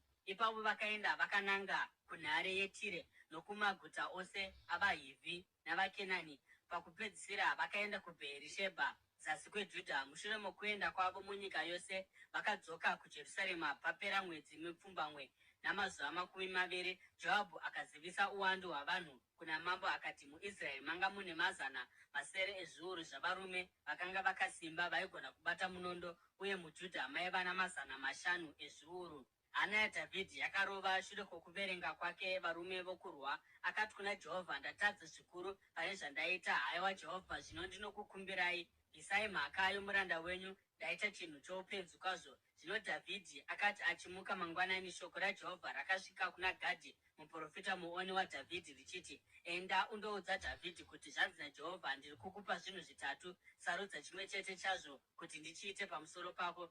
Saka Gadhi akaenda kuna Dhavhidhi akati kwaari, unoda kuti munyika yako muve nenzara kwamakore 3 here, kana kuti mwedzi 3 yokutiza kubva kuvavengi vako ivo vachikudzinganisa, kana kuti mazuva 3 edenda munyika yako? Zvino funga pamusoro pazvo ugosarudza kuti ndingandopindura sei iye andituma. Dhavhidhi akati kuna Gadhi, ndiri pakutambudzika kukuru. Ngatiwirei hedu mumaoko aJehovha, nokuti ngoni dzake ihuru, asi musandirega ndichiwira mumaoko avanhu. Saka Jehovha akatuma denda pamusoro peIsraeri kubva mangwanani iwayo kusvikira panguva yakatarwa, uye vanhu zviuru 80 vakafa kubva kuDhani kusvikira kuBheerishebha. Mutumwa akati atandavadza ruoko rwake kuti aparadze Jerusarema, Jehovha akazvidemba nokuda kwenjodzi iyi, akati kumutumwa akanga achiparadza vanhu, zvaringana, dzora ruoko rwako. Mutumwa waJehovha ipapo akanga ava paburiro raArauna muJebhusi. Dhavhidhi akati aona mutumwa akanga achiuraya vanhu, akati kuna Jehovha, ini ndini ndakatadza uye ndikaita zvakaipa. Ava vanongova havo makwai chete. Chiiko chavakaita? Ruoko rwenyu ngaruwire pamusoro pangu ini nemhuri yangu. Pazuva iro Gadhi akaenda kuna Dhavhidhi akati kwaari, kwira undovakira Jehovha aritari paburiro raArauna muJebhusi. Saka Dhavhidhi akakwira sezvaakanga arayirwa naJehovha kubudikidza naGadhi. Arauna akati atarisa akaona mambo navanhu vake vachiuya vakananga kwaari, akabuda akandokotamira pasi pamberi pamambo, chiso chake chakatsikitsira pasi. Arauna akati, seiko ishe wangu mambo auya kumuranda wake? Dhavhidhi akapindura akati, kuzotenga buriro rako kuti ndivakire Jehovha aritari, kuti denda riri pamusoro pavanhu rigume. Arauna akati kuna Dhavhidhi, ishe wangu mambo ngaatore zvose zvinomufadza agozvipira kuna Jehovha, hedzi nzombe dzechibayiro chinopiswa neiyi mipuro namajoko enzombe kuti dzive huni. Haiwa mambo, Arauna anopa zvose izvi kuna mambo. Arauna akatizve kwaari, Jehovha Mwari wenyu ngaakugamuchirei. Asi mambo akapindura Arauna akati, kwete, ndinoda kuzvitenga kwauri. Handingabayiri Jehovha Mwari wangu zvibayiro zvinopiswa zvandisina kutenga. Saka Dhavhidhi akatenga buriro nenzombe uye akazvipira na50 amashekeri esirivha. Dhavhidhi akavakira Jehovha aritari ipapo uye akabayira zvipiriso zvinopiswa nezvipiriso zvokuwadzana. Ipapo Jehovha akapindura munyengetero wokukumbira nyika, uye denda rikapera pamusoro peIsraeri.